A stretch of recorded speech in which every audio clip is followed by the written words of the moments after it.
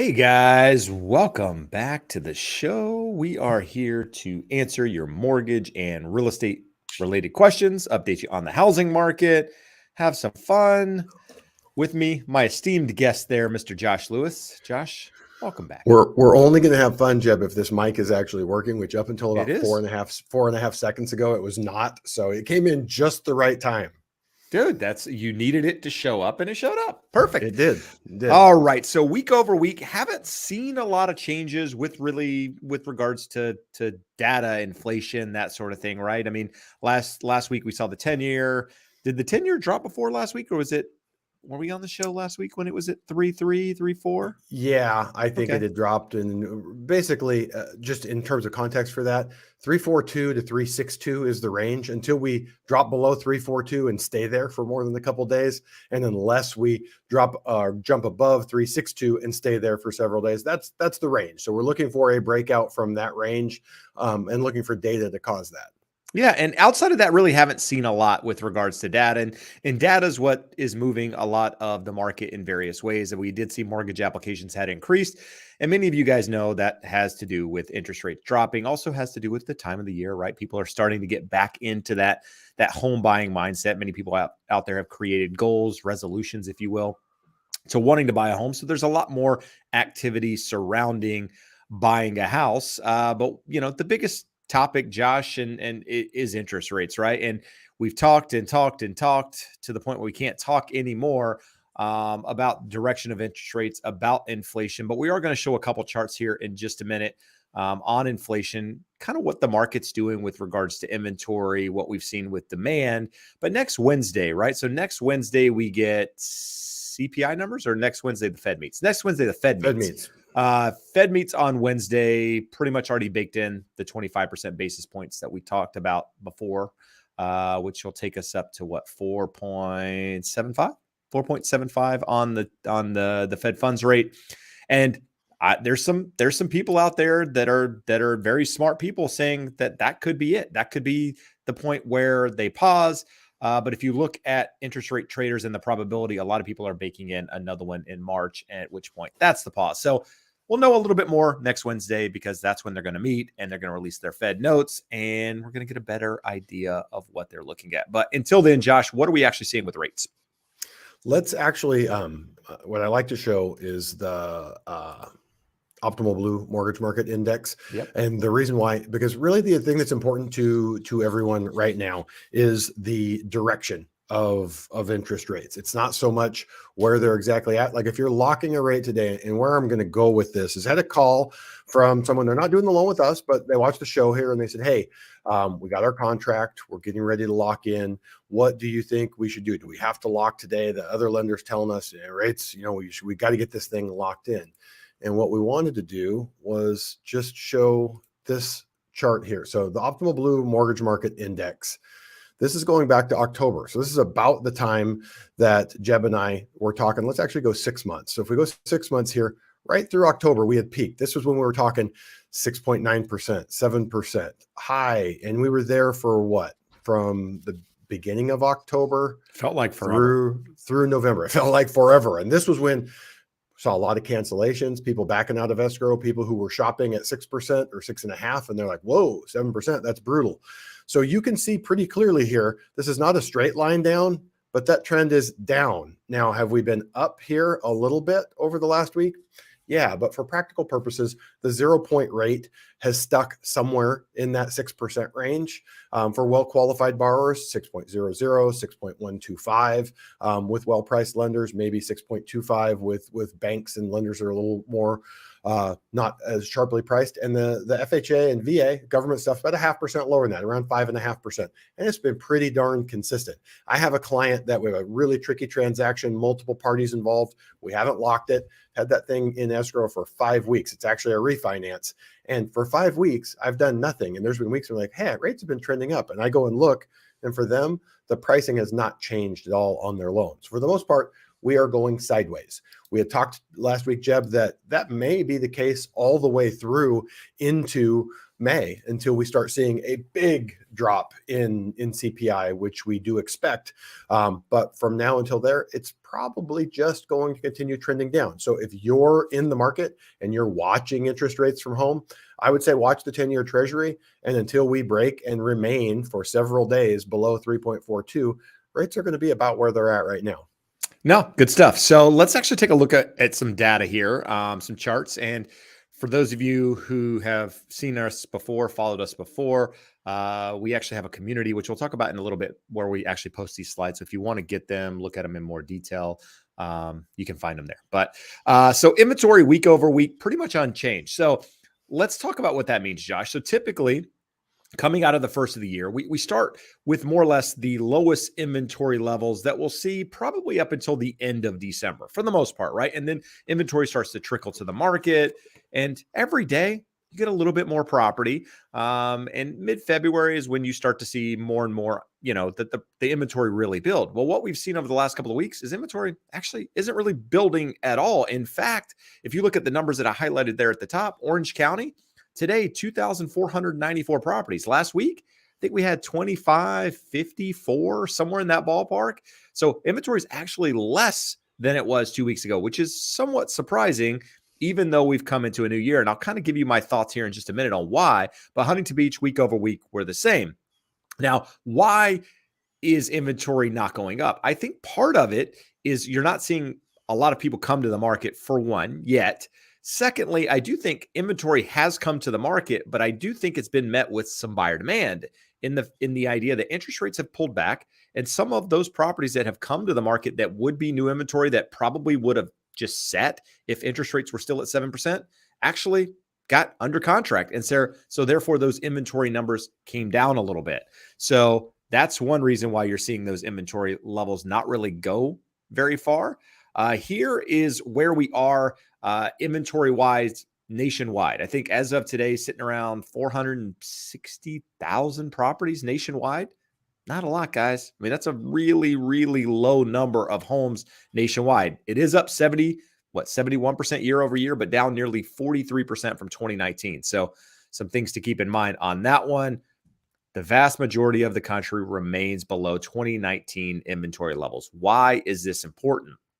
Because in order to see a big down move in prices, crashing, if you will, you need to see excess inventory. You need to see an excess supply, but not only an excess supply, you need to see distressed properties, distressed sales on top of that excess supply. So you need a lot of supply, and you need a lot of people that have those properties needing to get out of them for one reason or another, with having little to no equity. And many of you guys know there's a lot of equity in property out there. While there are some people that don't have equity, the vast majority of people do. This one, percentage of people doing price reductions actually declining. We started the year somewhere around 40%. So less and less price cuts actually happening in the market. Is that because people are pricing their homes more accordingly? Maybe. Is it because buyer demand is coming out of the slow season? Maybe. It's hard to say, but the idea is, if the market was falling apart, that trajectory of that line would be going the other direction. This is an interesting chart. So as the shift in mortgage rates has gone down, you can actually see what it's done to buyer demand with regards to purchase applications. So the chart here shows interest rates basically dropped, applications went up, and you can kind of see going back and forth how the two work adversely to one another. But expect as interest rates, going down, that's going to create some buyer demand in the market. And then Josh, here's some economic data that you sent over. I'm not sure what you wanted to pull out of this one. Well, you can put me on the spot like that. I probably sent that to you 2 days ago. You did 2 days ago. So I threw it in here. So really, yeah, let's talk about in the context here. It says firms reported an easing of labor and material shortages, with over 50% reporting no shortages. Less shortages on labor means they don't have to hold on to their workers or hire, while less shortage of materials means that supply chains are easing. Material costs have drifted down significantly since last July, and more respondents expect falling costs in the next 3 months. So every week we get pushback from a handful of viewers here. Oh, you guys are insane. Inflation. I went to the grocery store and eggs are $8. So the inflation rate must still be high. These are the things that trickle into those measurements. And every day something is coming in our inbox. This was just the National Association of Business Economics Business Conditions Survey. This is not empirical data. It's a survey. They're calling and asking business owners, but business owners who are paying the bills every day are saying they're having less problems hiring and holding and maintaining employees, and they're having less problems with their supply chains. So it tells us that we're likely to move forward. So on that same topic, this came from, it was a quote buried in another article from a deep report here. But the guy I thought did a great job of what we've been trying to explain to you guys here every week. It says, first, inflation will continue causing damage, even if it drops back to zero, which it certainly won't. And the reason why is because inflation is a rate, not a level. So the level that we have reached due to last year's inflation rate is uncomfortable. And even if inflation went to zero, it doesn't fix that. So if inflation rises 10% one year, then zero the next year, living costs are still 10% higher than the year before. So if we use that example, the Fed would like it to go up 2%. So in those 2 years, it should have gone up 4.2%. Well, if in the first year we had 10 and the second year we had zero, well, the second year costs are still 6% higher than the Fed's preferred measure, than your favorite measure, than my favorite measure of wanting it to be somewhere in that 2% range. And preferably my income goes up 3% a year and inflation goes up 2%. And every year I feel a little bit wealthier. And we're not seeing that right now. So Jeb, that next chart, this was, again, we talked about this last week. I thought this was amazing that Saturday morning, I opened up the Wall Street Journal. Here you go. Consumer prices plateau as inflation slows to pre-pandemic levels. And there's probably someone furiously typing away right now. You're crazy. Inflation's super high. Gas prices are high, whatever their favorite measure is. If you look at the green line, that shows going back to 2010, when we were essentially getting that 2% year over year, some years 1.8, some years 2.1. That's essentially what 2% growth looks like. And if you see the slope of that green arrow line, then we had the red where we shot up way higher than anyone wanted it. But if you look over the last 3-4 months, the slope of the green line is very, very similar to where we were for the last 10 years. So people will paint it different ways. There are, again, very smart people who think inflation is a problem and will continue to be a problem for the foreseeable future, meaning the next 6 months. The numbers are going to paint a different picture, and it's going to cause mortgage rates to drop. It's going to give the Fed reason to believe that they were successful. And at some point, probably very late this year or into next year, the Fed will begin easing as the economy slows. But wanted to just give you guys context that when we sit here and say inflation is down or decreasing, we're not saying that prices are awesome and everyone should be happy about how much they have to spend for the stuff that we all have to buy. But the rate of inflation has normalized back to what is expected and what the Fed targets. No. And you were talking about everyone's favorite measure. Dude, it's eggs, bro. Eggs. Eggs. Every comment I get are like, dude, you're crazy. Eggs are $7. Therefore, inflation's there. Okay. Yeah. Eggs will eventually probably come down. They're not likely to stay at $7. But you had 57 million birds get killed from the bird flu. They had to kill them. Goes back to supply and demand. When you don't have the supply and you still have a lot of people that want to eat eggs, guess what? The cost goes up. That's what we're seeing. So yes, there's inflation in things. Some things will moderate in prices. Other things will not. That's the reality. But with that said, Josh, this is a screenshot. This is a screenshot of the community that we created, where we basically share articles. Josh shares some videos on rate updates. Basically, kind of what we're reading. The slides from the show will be in there. Just different information. You guys are always asking, what are we looking at? Where do we get the information? Where did that come from? Well, you can go there and get it. There's actually a link in the description of the video if you want to find it. I'll post it here in the comments in just a minute, but I thought I would throw that in there for anyone that was interested. And then, Josh, my mouse isn't working, so you're going to have to help me out here. We're going to the next slide. I guess we are. This is a screenshot of the latest podcast. Just came out on Tuesday. When will housing become more affordable? That's the question that a lot of people are asking. Josh and I take a deep dive into that topic, talk about what needs to happen in order for housing to become more affordable, what we're likely to see over the next couple of weeks, months that could help housing become more affordable, and what you can do in order on your side to kind of create more affordability. So if you haven't listened to the podcast, go check that out. And Josh, I'm once again stuck over here. Actually, I'm back, bro. I'm back. All right, and we're back. So with that said, Josh, is it time to dive into some questions? I think it's time to start with the first comment that, like, I should have typed this for someone before we started talking about inflation, and that the current rate of inflation is right at 2%. Big G points out that inflation is not 2% from 12 months ago. Correct. You are very accurate. Every month when the CPI is reported, or PCE, or your favorite measure, they tell you what the year over year is. What we've been showing you repeatedly with 14 different charts and trying to explain it as many ways as possible so that everyone can understand. I think most people, except for Big G, have caught it at this point, that going back 6 months, we have been at the Fed's preferred measure. The Wall Street Journal actually wrote an entire article last Saturday that explains that for over 6 months, we have been below the 2% level that the Fed would prefer to watch. So you are correct. Over the last 12 months, which no one said that it was at 2%. It has not been at 2%. It's at 5.7%, if you're wondering. So over the last 6 months, it absolutely has been, and it's going to be lower over the coming 6 months. And we've gone through this ad nauseum. So if you showed up and didn't hear that conversation, go back and watch the first 20 minutes of last week's show and the show before that, and then you'll understand how it all works. All right. Linda says, should I believe in the Zillow or Redfin estimate? I purchased my home in July of 2022 in Central California. It appraised for $20,000 over at a 4.49% interest rate. Now the estimate is much lower than appraised value. So should you believe Zillow? Well, here's the reality.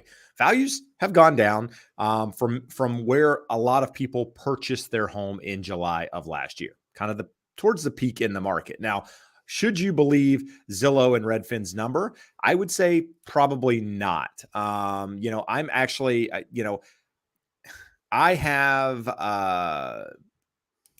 use Zillow and Redfin not for basing values, but often to see how wrong they are in some ways. And the reason I say that is because I have a property, a potential listing in Buena Park. And it's an investment property or a potential investment property. Nevertheless, Zillow doesn't know the condition of that property. That's the reality. And so they're putting the price of that property, I think, at like $750 or something. When in all reality, if that property was a dialed in property, perfect condition, whatever, it would sell for probably $825, $850, maybe even high as $875, depending on the buyer and their plans for the property and so on and so forth.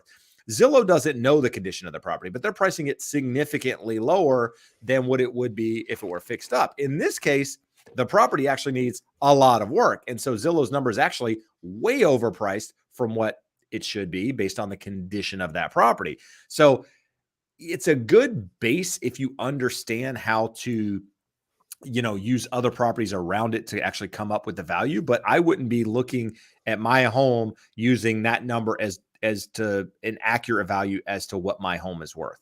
And the reason for that, we've mentioned it several times before, is because Zillow has no way, Redfin has no way of knowing the condition of your property. They have no way of knowing the location of that property based compared to the other properties they're using to come up with that value, right? So if you've got a home that backs to a major street, right? Say that's your home, and they're saying your home is worth $700,000, hypothetically.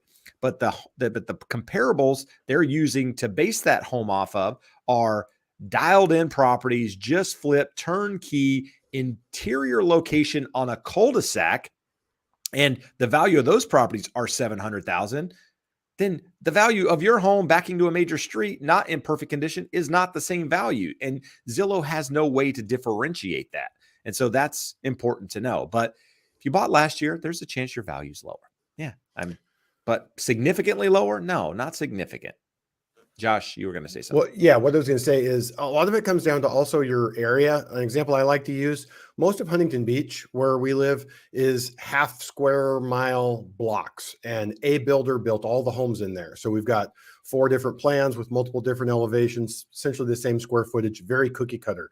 The algorithm does a great job of knowing when we have a half square mile of nearly identical homes, of picking up comps and giving you a good idea of the value.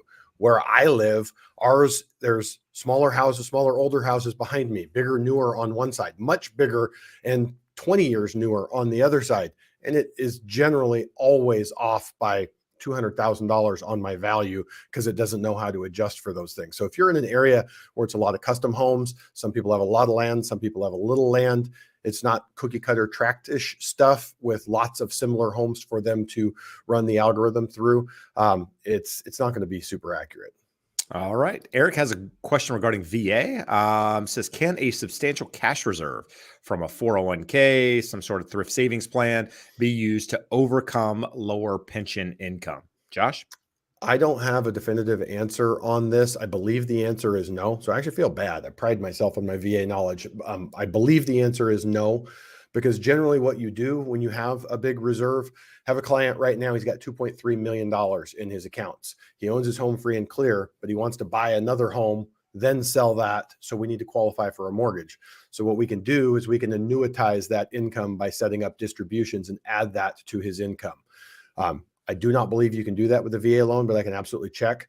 What I'm thinking most likely is you've probably talked to a lender that has an overlay on overall debt to income ratio, because an otherwise well-qualified borrower with reserves, you can go to a really high debt to income ratio on VA. So let us know where you're at. Let us know who you've talked to, not the person, but the name of the lender. A lot of people end up at the usual suspects. If you Google veterans mortgage, VA mortgage, and you end up in a call center, and several of the biggest names there, despite saying they do help more veterans than anyone else, they have overlays. They have a maximum 45% debt to income ratio, when you can easily go well up into the 70s with a VA loan for some well-qualified borrowers who meet the residual income requirements. VA relies much more extensively on your residual income versus your debt to income ratio. So let us know, maybe if you're still here, in the comments who you're talking with. If you'd like us to connect you with someone in your state who can help, we can run the numbers and see if possibly, without annuitizing or otherwise using your retirement income, we could help you get to a higher number that you'd be comfortable with. All right. KCW, thank you for the $5 super chat.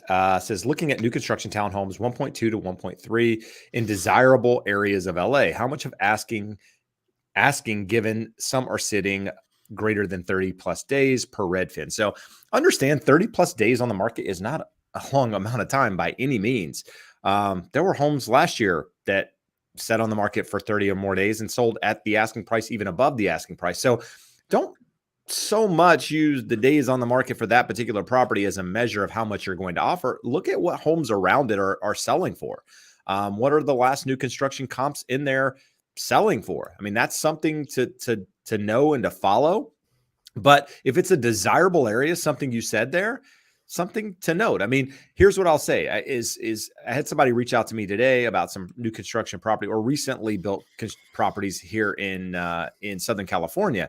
And when looking up the comps, some of these things have been sitting a little bit, but then I look at the comps and I'm like, hey, listen, a model match to that property sold in December for $15,000 more than this one's currently listed at.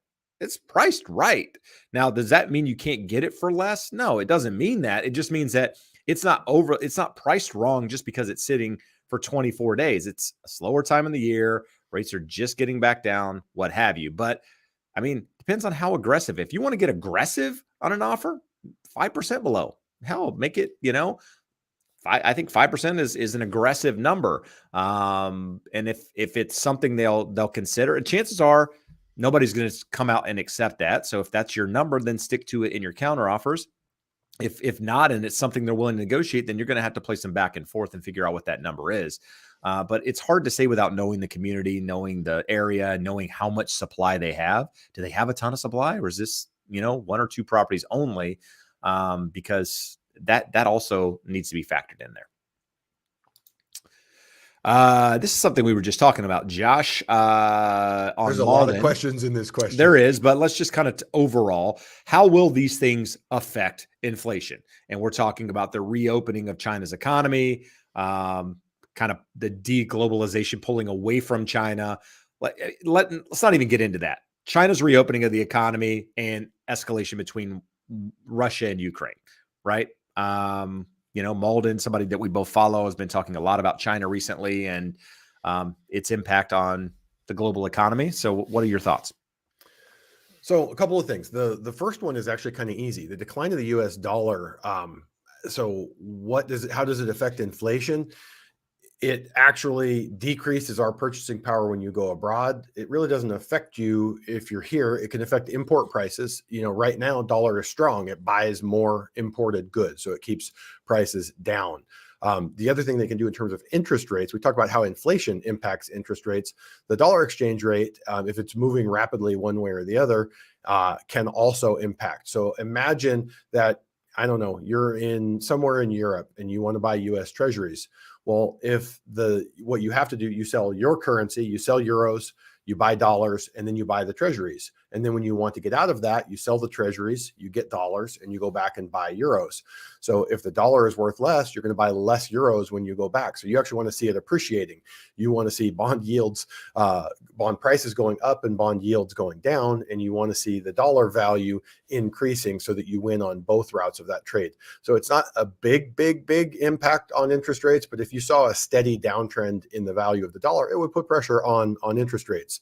The reopening of China's economy, again, Jeb, you mentioned Malden. Malden is in the middle of writing some white papers on energy and the future of energy. And his concern is that demand from China, one of the biggest economies in the world, has been very muted for the last 2 years because of their zero COVID policy. Anytime there's an outbreak, they shut everything down.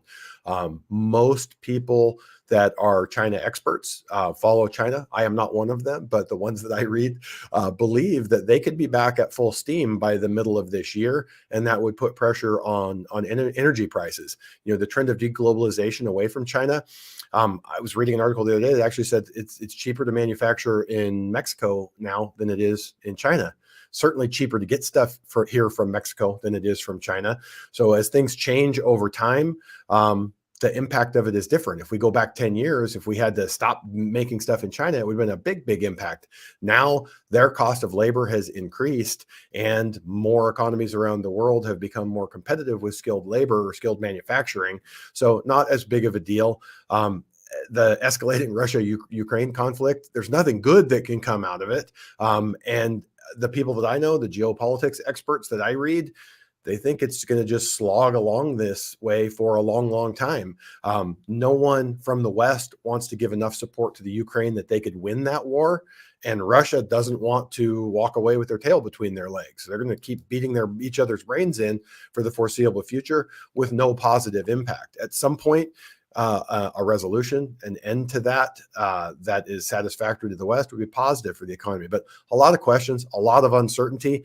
And, Jeb, I told you last weekend that I went through, I was a couple weeks behind on Malden's weekly newsletter. For any of you guys watching, it's free. John Malden, Thoughts from the Front Line. It's about, 15, 20-minute read. And he reads a lot of really smart people and brings lots of different perspectives to the table. And one of the things he pointed out is everyone, the turning over of the calendar year, everyone is responsible for coming out with a forecast because everyone wants to hear, what do you think is going to have happen? These are the best educated guesses from the smartest people in the world, and they're still about 50% accurate. So that's my book report on the best educated people who are right 50% of the time. Yeah, and he'll have conflict. I mean, he'll have conflicting views of two people that he trusts gives a lot of authority to in their space, both which he, finds them reliable sources, and they'll disagree with each other. So you got to take it for what it's worth, use the information, and use it in the best way possible. I mean, well, Jeb, the good example of that one last week, he had two people. He's like, I love these guys. They're both really smart. I trust them. I rely on them. But he one says the Fed is not cutting until they are well into the sixes. And you just said next week will get us to 4.75. The other guy said they'll be cutting aggressively by mid-year. both smart people. I Yep. wouldn't call either one of them dumb. They both know more about this stuff than I do, and they both made good cases for it. I don't think either one of them are right. The truth is probably in the middle, but they make strong cases for why they believe what they believe. Good stuff. Eric is jealous that you got a little in and out over there. And Boris believes that if you guys hit the like button, that Josh might turn those things into strobe lights in the back. He can do police lights. You want We to can see do police police lights? lights. We can do lightning. We can do all sorts of stuff. I don't know if I can do the It rave might, strobe. but if you have a seizure, you might want to. But you can't do it yet because they haven't hit the like button, Josh. So you got to hold off. Tell me when they hit the likes though. I want to try it. They're not No. doing it. So it's Now we're I not broke my trending anywhere. lights. You They're just off. broke them. That's great. Just sit there in the dark. It's better anyway. We got one like, so you can show them. Let's see. There, they're back. Okay, just the basics are back. We'll have to do it a little bit. What's the count of likes that you want before we try to see if we can do rave stroke? You got to at least get to 100. I mean, that's like baseline. All right. Let's see here. I saw some questions. So we answered that one. Sharon's asking, any idea on new builds in the Orlando Horizon West area? No, we don't know Florida well enough. I hear a lot of people talking about Northern Florida still doing well. I have a buddy that's a builder outside of Orlando. Last time I checked with him, the market had slowed, but things were selling. They didn't have to do any big price discounts. But what I'll do is I'll reach out to him this week and see if there's anything that he could tell me about the market there. But quite frankly, we're not close enough to really give you any accurate information on that. Josh, that was Sharon asking the same question. Let's go here for a minute. I'm not exactly sure what the question is, but it's a nice jumping off point. So Dom would like to know the most important thing you learned the first time using an FHA loan. Well, the funny thing is the actual first mortgage I ever did for anyone was an FHA loan way back 1,000 years ago, as Jeb likes to point out. And it was a situation where lady home in Buena Park was paid off free and clear. She needed about $30,000. Let's tell you how long ago it was. House was worth about 120 grand. So 25% loan to value on that. Why did you use an FHA? Well, we needed to go to a higher debt to income ratio by a lot than what was allowed on conventional loans at that time. And she didn't have the greatest credit. So great tool, enabled her to get some money at decent terms when she needed it. But Jeb, where I was going with this is you do a big FHA. What do you got? Yeah, go. No, I accidentally clicked out of that, but just keep answering the question. We're good. Cut it out, bro. Every year you do a big and thorough detail of FHA and all the changes from the last year, and it gets a lot of attention.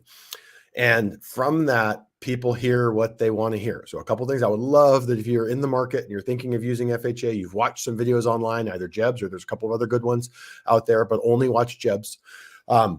What I would say is they all point out FHA doesn't have a minimum credit score. You can get it with 580 with 3.5% down. That is technically correct. And I have done 585 credit scores with 3.5% down. Most of the time with that credit score, you're not going to get an automated approval. So it's going to be a manual downgrade. Manual has lower debt to income ratio. So all of the other things that you learn in those videos about what you can do, high debt to income ratios, minimum down. If it's under 580, you're going to put 10% down. So all of these things, they're true. Jeb puts nothing but true information in his videos, but in even a 30-minute video, you can't go through everything. So the big thing that I get is people will say, okay, my credit's not great, but I'm okay because I'm over 580. Well, you may or you may not be, especially if you need to go to a higher debt to income ratio.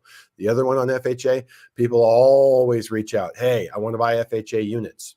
I want to buy 4 units and have 3 other people helping to pay off my payment. I think it is a fantastic idea. I have a friend who's in Minnesota. He does 2 to 3 of these a month, helping young first-time buyers use FHA to buy 3 to 4 unit buildings and then hopefully build up some equity and then buy a house after that. It's the easiest way you'll ever acquire units. In high-cost areas like Southern California, we have something that's called the self-sufficiency rule. So the rent from all of the units minus a 25% vacancy expense factor has to exceed the mortgage payment. and it's just not even close. I ran for someone the other day here in Los Angeles. Just the principal and interest payment was more than what 75% of the gross rents were for. So when you hear us talking a lot, when someone wants to get units, the self-sufficiency test doesn't apply to 2 units. So duplexes are great for first-time buyers in high-cost areas, but those would be the 2 big ones. But if you have a specific question about FHA, let us know. But it's a great program. It's not right for everyone, but in the right place and right time, it's a very, very good program to get into a home with very little down and very good terms. All right. Dina has a question. Says, so I put in an offer on a house, sight unseen with an agent, no disclosure form signed, offer denied. I switched to a new agent. Could I put in another offer with the new agent on the same property? So this is a bit of a tricky question. Because, the first agent could be the one that said he procured the property for you, and actually brought it to your attention or whatever and showed it to you. And even though no form was signed, the intent was there to purchase the property with that person. Now, could it be argued by you, by someone else that, price dropped, you decided to make another offer or whatever? Sure. You can do whatever you want. How's that? You can make an offer with a new agent. The question is, who's responsible for the commission to which agent, right? And that's not your responsibility anyway. So it's not really your problem. It's for the 2 agents and the listing agent to figure out who actually gets paid on that deal based on, how the offer was submitted. So to answer your question, yes, you can. It's just one of those things that you should probably tell the new agent, hey, listen, I did this with a previous agent, and see what they think, see what they have to say before making an offer, so that they're not, blindsided if something were to come up with regards to how the commission's distributed. Jeb, I have nothing to say in relation to the question, but if Yep. we start the dating home buying pool, Dina is going to be looked down upon for asking questions like, can you dump one realtor for another realtor and just move on? People are going to look and go, I see how Dina operates. She's looking for greener pastures. For those of you who don't know about our dating site, we'll enlighten you here momentarily. Kim has a question, says, when saving for your down payment and other fees, does it have to be in one savings account, or can it be in different savings accounts? So Josh, where can your funds be? Yeah, you can have it at as many places as you want. Just remember, we have to document sourced and seasoned funds for closing. So believe it or not, especially millennials, I don't say this in a negative way, but they'll have a Robinhood account. They'll have a Coinbase account. They'll have an online savings account. So you might only have $7,000 or $8,000, but it's across 5 or 6 different accounts. Can totally you have acceptable. Cash? Depending on the loan program, cash on hand can be acceptable.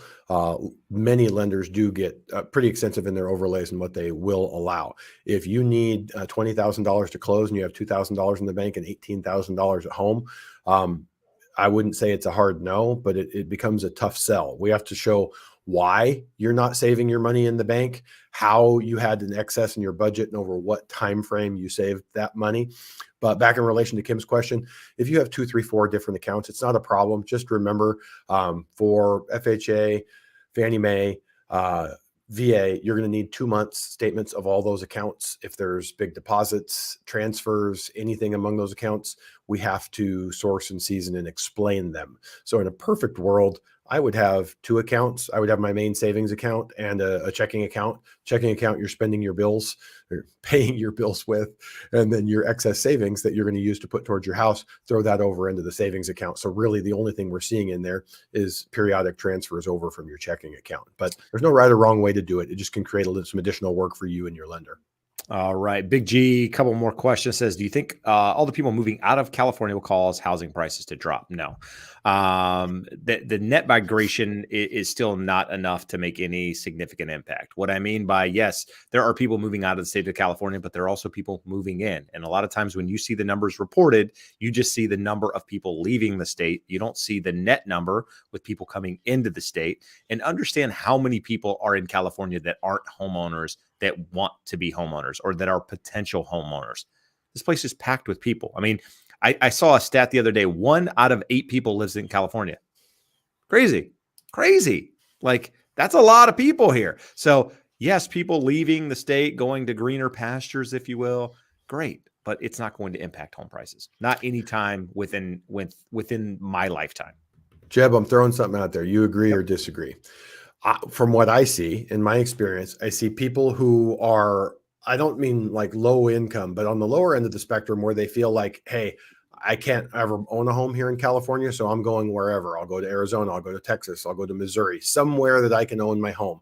And then I also see some business owners on the really high end of the spectrum that have so much money that they can locate themselves anywhere they want and fly in and out to visit their business interests here.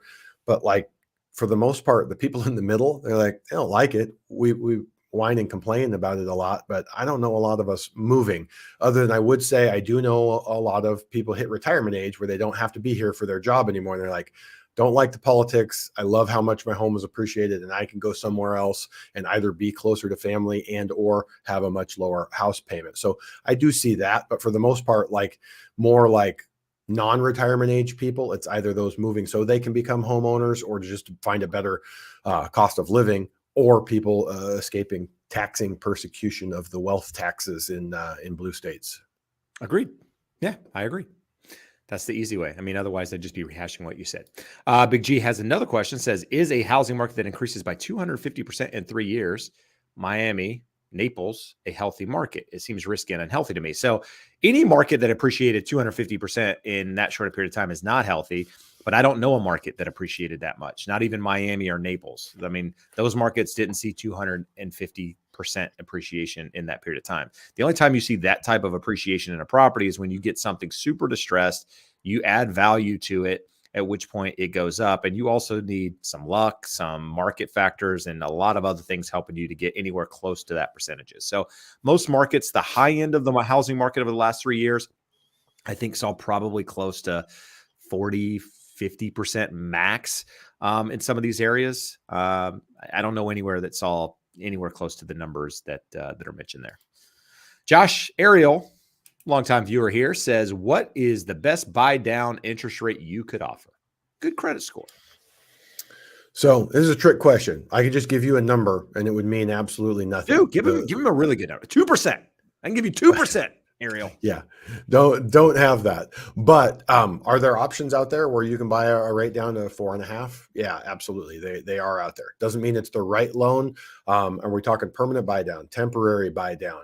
If it's temporary, 321, 21, 10. What are the credit scores? The government threw another clink into this in terms of even advising people on what interest rates are, in that if you're at less than 100% of the area median income or 120% in high cost areas like Southern California, there are no loan level price adjustments. So we used to sit here and say, well, you only have a 690 FICO and you're only putting 5% down, so you have all these hits. Well, some people are no longer subject to those hits. So certainly don't want to evade the answer, and I would love to give you an answer. I'd also like for it to be accurate. If you'd like to shoot me an email, get a little tighter on the details, FICO score, down payment, location, type of property, all that fun stuff, we can get you a realistic and real number. What I will say, we go back to the charts we showed at the beginning of the show, rates are trending down and should trend down for the rest of the year. So in terms of permanent buy downs, just Sherry Berry, a listener to the show here, a viewer of the show. She and I got off the phone, 10 minutes before the show ended here, and they have a 45-day escrow and they want the payment lower. And we're discussing, should we pay the rate down or should we get a 0-point rate?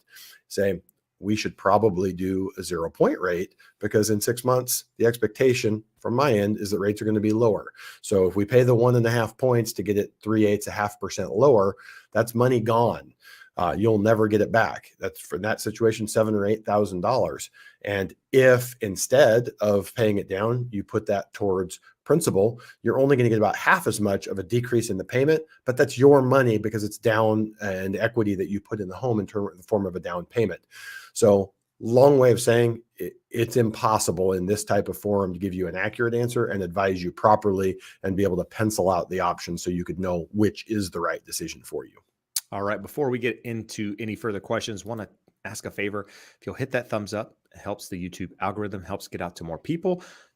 That helps us accomplish our goal of helping educate more people. If you're listening on the podcast, take some time, rate us, review us. If you find any value, that also helps. Refer us to a friend. help us get found on some of these platforms. That's what we're ultimately looking for. And if you need a referral source to an agent, a real estate agent anywhere in the country, a mortgage professional anywhere in the country, you can find one of those by clicking on that link scrolling at the bottom or in the description of the podcast or video that you're watching or listening to. So hopefully that's good. Josh, you're really dark over there, bro. The lens on that thing is not great. What I did, like a dummy, I was in a rush and I have my little light on and my big light is sitting over there in the dark. Should I go get it? I think you got to turn the big light on. Well, it is. It's a bit dark. So but anyway, as long as we're on the subject of lights, Jeb, did we get enough likes yet? That we not yet. We're at 60. rave? We're only at 60. We need 40 more to get the disco going. The rave lights, so let's get there. All right, so got some questions coming up here, some fairly easy ones, but we'll start with this one. John Aries Concepcion says, I own a condo in Orange County. I would like to move to Murrieta and buy a single-family house. Which is better for us to get a down payment, a home equity loan or a 401k? So it depends. Home equity loan, right? Josh can talk about the pros and cons of a home equity loan. I'll take a minute here and talk about the pros and cons of a 401k. If you're going to do a 401k, I actually just did a video today, believe it or not, that posted on like short form content like TikTok and Instagram and that sort of thing, talking about if you're going to do a 401k, don't do a withdrawal because you're likely going to have to pay a penalty, potentially pay taxes on it. Instead, take a loan out on that 401k because you're just borrowing the money from yourself and paying yourself back. But somebody was nice enough to comment on the video and tell me, well, if you end up getting fired or changing jobs, you have to pay that loan back immediately with your 401k.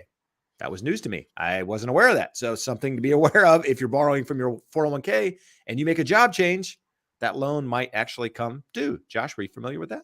Did you know that? I've heard of it. I've never had it happen to a client. So it's one of those that I kind of put to the back of my mind. But yeah, I've definitely heard of it. And so if they're considering 401k versus home equity line, so home equity line, the con at the moment would be that interest rates are continuing to increase, right? So get a home equity line today, the Fed continues to hike the Fed funds rate, your rate is going to continue to go up. That's a problem. So if you were thinking at the moment borrowing 401k or borrowing equity, what are your thoughts? I think home equity is probably still the right move, but what are your thoughts? You don't know?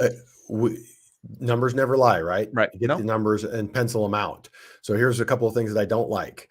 We talked about the Fed's going to raise 0.25%. So you would most likely get a teaser rate for 6 to 12 months on the HELOC. But once that's gone, we would be probably prime plus 1 would be the most common number. So we'll be at 7.75 on prime plus 1, put you at 8 3/4. Check with your 401k administrator. I would bet you're paying a lot less interest and you're paying that interest to yourself. More importantly, the 401k loan, you are making repayment. We don't have to count that repayment in your debt to income ratio. With the HELOC, we would have to count it against your debt to income ratio. I believe they will give you a fixed rate on the loan to yourself in your 401k, and it's going to be a lower interest rate. But confirm that. Don't take my word for it. Talk to your plan administrator. So to me, I would get those answers. I would plug them into a spreadsheet and run through it. But I think the numbers would tell you that you'd be better off with the 401k loan. Well, there you go. Maybe I was wrong, but the numbers never lie. So check it out. We got multiple DOMs here. Is this DOM on multiple accounts or is this different DOMs? I don't know the answer, but we're going to hit a couple of them up here. So first one says, struggling first-time home buyer here. What is it going to take to break the supply ice to this market? It's a very good question. I don't know the answer to that. It's kind of a gridlock at the moment. If interest rates go down considerably, demand picks up and you see more inventory come to the market, probably, but a lot of those are one for one, right? Somebody's selling to buy something else. So you're not really getting any new supply because it's giving one, taking one. I think the only way to see a lot of new supply to come to the market is interest rates go way high. The whole housing market just stalls entirely. But even then, people are locked into super low interest rates. So they stay put and they don't go anywhere. So I don't have an answer. I don't think there is an answer that makes a lot of supply unless you see global just financial turmoil across the board for an extended period of time where people have to sell properties because they can't do anything. But I don't see that being the case. Josh, do you see any world in which we see a break in the supply chain? I mean, not a break in the supply chain, a break in the number of homes coming to the market. creating No, more and supply. let's answer another question here because it kind of comes at it from a different angle. Ricardo says in 2021, lack of inventory is blamed on low rates. Then in 2022, it was blamed on high rates. Does the rate have to stay within a Goldilocks range to unlock inventory?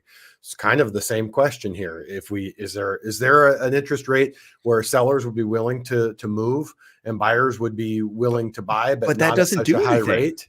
But what does that do? That only it's a one for one, right? So does it add supply? And It's not in all necessarily reality, one. It's not necessarily one for one because we were at 3%. If you're at 4.25, you're going to have less buyers than you did at 3%, but you would still have some sellers. And maybe what you're saying, Jeb, is right. It's not the one for one, but it's a ratio coming off one side. You know, you would have more sellers at 4.25 than at 6%, but not as many as you did at 3%. It's very possible. yeah, but do those sellers sell and not buy anything else? Do they just not become home buyers at that point? Like, so if you're going to sell a property and buy another one, that doesn't really add any new inventory, I right? got Because it. I got it. You're you're saying buying if one, they you're sell, taking one they're a away. buyer. Well, they're generally moving up market. So what most people are worried about is the entry level inventory. They don't care that, you know, Joe and Jane can't sell their $1.2 million house and buy a $1.5 million house. They're saying, I can't find a $500,000 first time That's home fair. for me and my family. Yeah. Okay. So that's fair. So it does add some supply to the market, but it doesn't add any excess supply, is what I guess what I'm getting at. And so you need excess supply to come to the market to really have a change in the narrative of what's going on. And I don't know how that happens. And I've thought about it, right? And builders aren't the answer, right? I mean, the latter part of 2022 maybe opens up that some if the 5.5 months of supply that they're saying that builders are finishing construction on this year come to the market. Does that help it? Maybe to some extent if you're in one of those areas, but for a lot of us that's not going to change a lot because we don't have a lot of that new construction that is supposedly being built. But I don't know, time will tell. Dom, the other Dom, says best way to find properties. Find an Battle agent. of the Doms here. Get the Yeah, most yeah. questions in. Find an agent that you know, like, trust, that you want to work with. You can use the referral link below if you don't have someone. If you know someone, reach out to them. Just get on something where you're getting properties that you want to see or that kind of meet your criteria and stay in contact with somebody. That's really the best Jeb, way. Otherwise, go door knock. Find a community you want to be in and send letters, door knock, try to create inventory. Jeb, you've talked about this before, but maybe answer again. Why do you think that it is important that you set up a search for your clients versus them going, no, I'm on Redfin, Zillow, Realtor.com, everywhere. I know about every property in the world. You know, a lot of those sites are really good, right? They're a lot prettier than the links that we send you from the MLS. In most cases, right? Redfin's got a nice looking site and, you know, pretty pictures to look at and all of that. But here's the thing: all of that information syndicates from one place, which is the MLS, right? It starts in the MLS. It syndicates to all of these different websites, probably hundreds at this point across, you know, the nation and even, you know, globally, with some different brands, but why it's best to be on the MLS feed is because that's where the information's input. Some of these other sites take a while to update. Sometimes they show information that's not accurate, not because they're doing it, you know, to misinform people.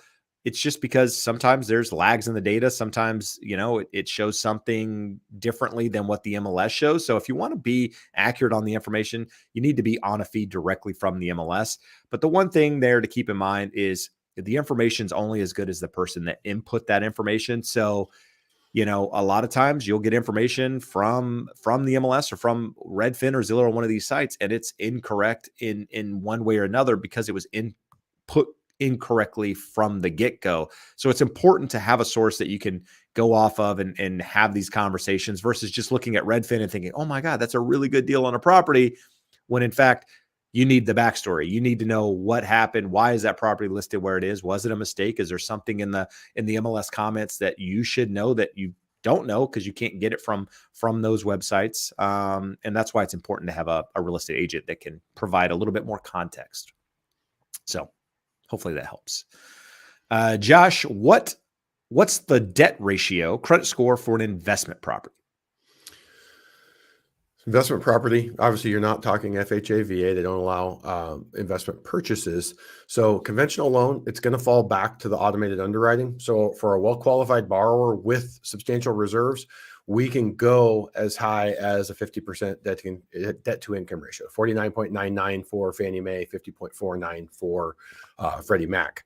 So Is it guaranteed? Does everyone get to go to that ratio? No. Well-qualified borrowers do. Most are limited to 45. Some with more marginal credit will be lower than that. So it leads to the second question there is credit score. What does the credit score have to be?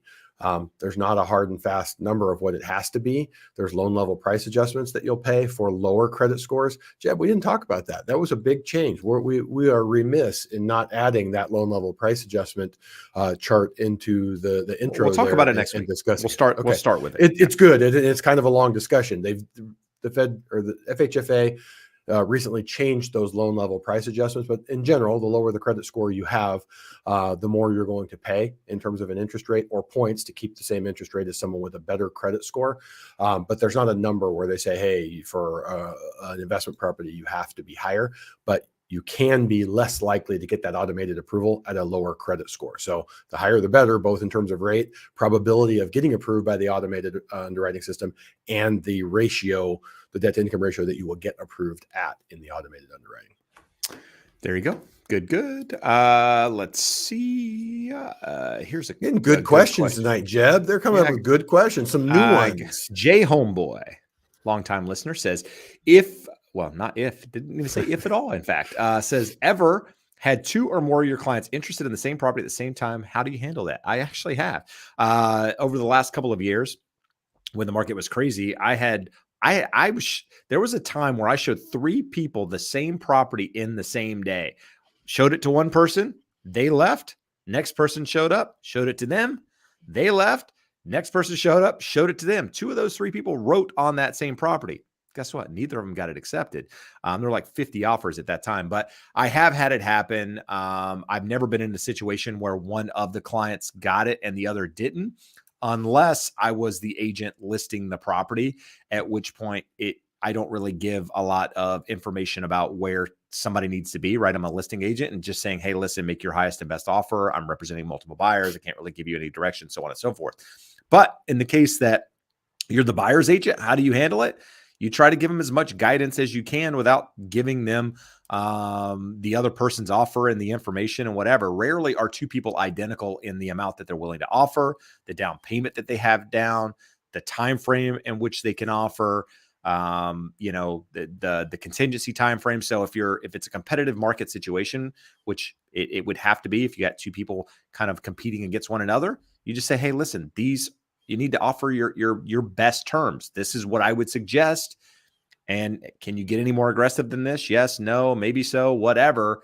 Rarely are the two going to be the same. And then ultimately the seller makes the decision, right? And so you just try to be as neutral as possible and do your job. That's it. But it has happened. Josh, what kind of reserve savings does the bank want to see when applying for an FHA loan? For a $600,000 home. Does it matter? Does the price matter? Price doesn't matter. Okay. If it's eligible for FHA financing, in general, with single family residences, so non-multiple units, you are not required to have reserves. I don't have the reserve requirements up in front of me, but if you buy 3 to 4 units, lender may require reserves. But if you're buying a single family, you're buying a condo, no reserves required. But we go back to the automated underwriting system being a little bit of a black box. We don't know exactly what goes into it. FHA uses their total scorecard. We generally access it through Desktop Underwriter or Loan Prospector, but that total scorecard, we don't know what goes into it. What I can say is I've had clients who their loan will not get approved by the automated underwriting system. We say, well, what if they had $25,000 in the bank?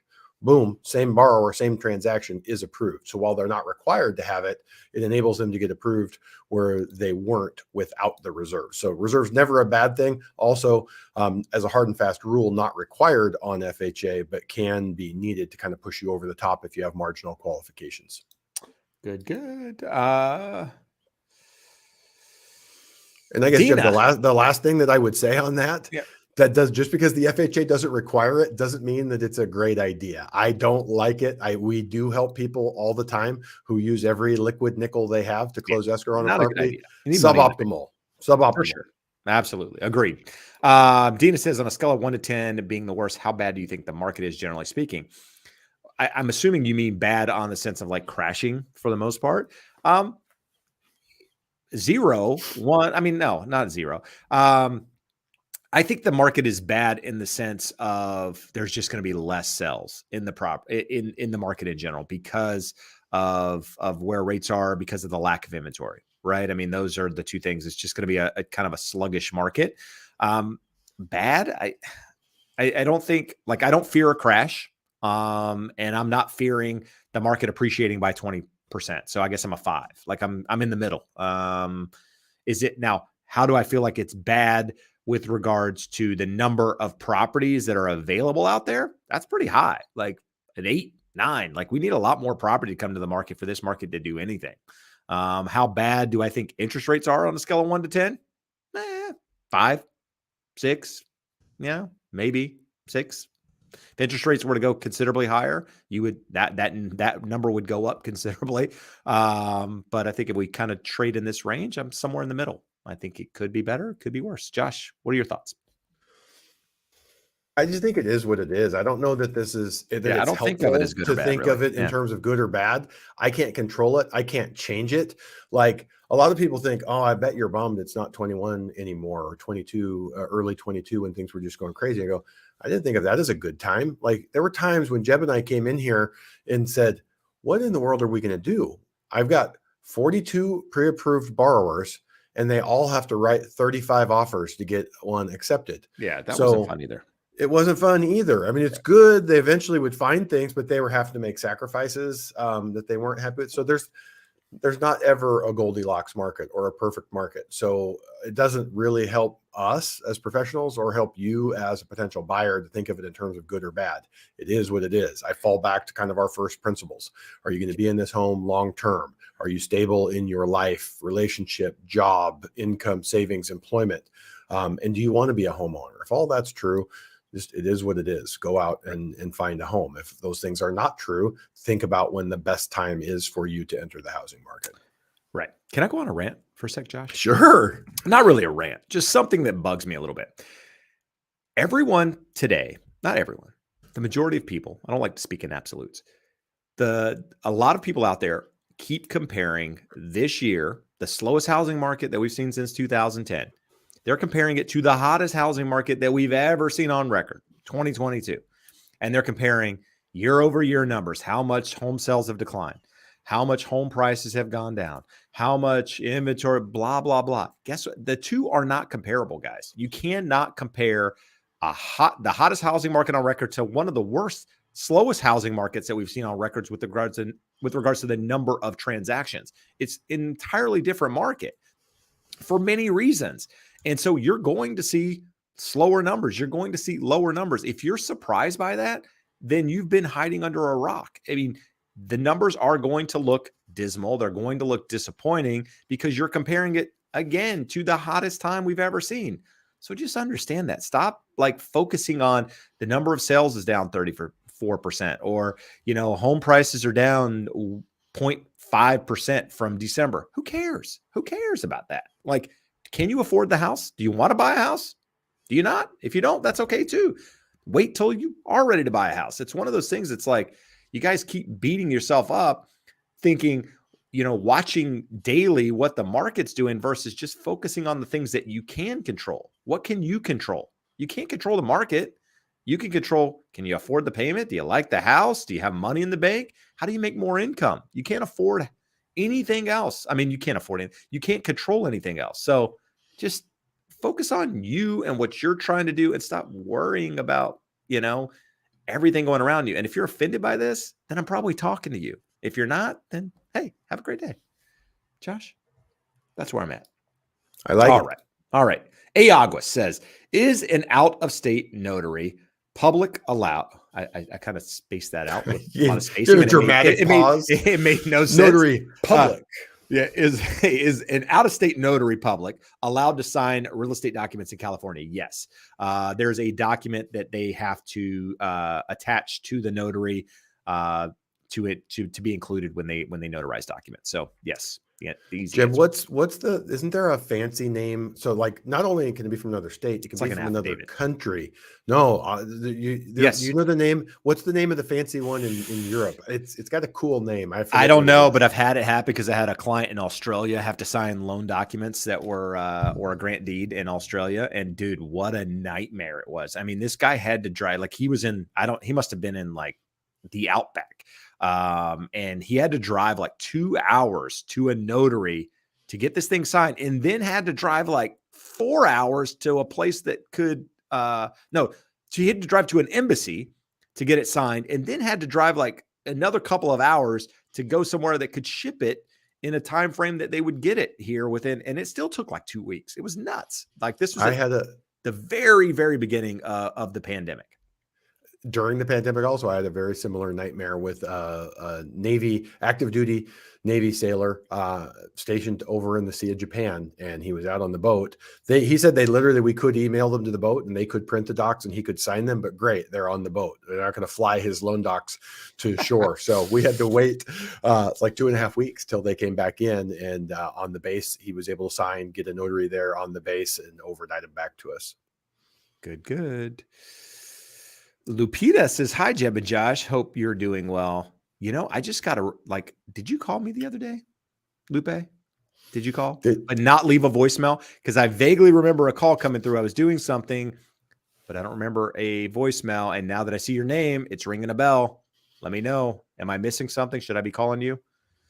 Lupe, it's funny. We were just talking to someone earlier today and said how the audience can be kind of transient. When people are wanting to buy a house, they're very interested in real estate and mortgage. Once they get a house, they're less interested. And then here you show up 18 months later, still watching these two knuckleheads talk at the camera. Yeah, no, now I'm concerned that she called me and I didn't call her back. I feel like I dropped the ball here. Do you ever think we'll see the low interest rates we saw back in 2021? Josh, ever? Do you think ever you'll see that again? If I were a betting man, I would say yes, but not at such odds that I would be necessarily willing to take the bet. If we say inflation is that didn't make any sense. If we say inflation is going to moderate into that 2% range, tells you we probably have a 10-year treasury above 2%, so 2.5-ish.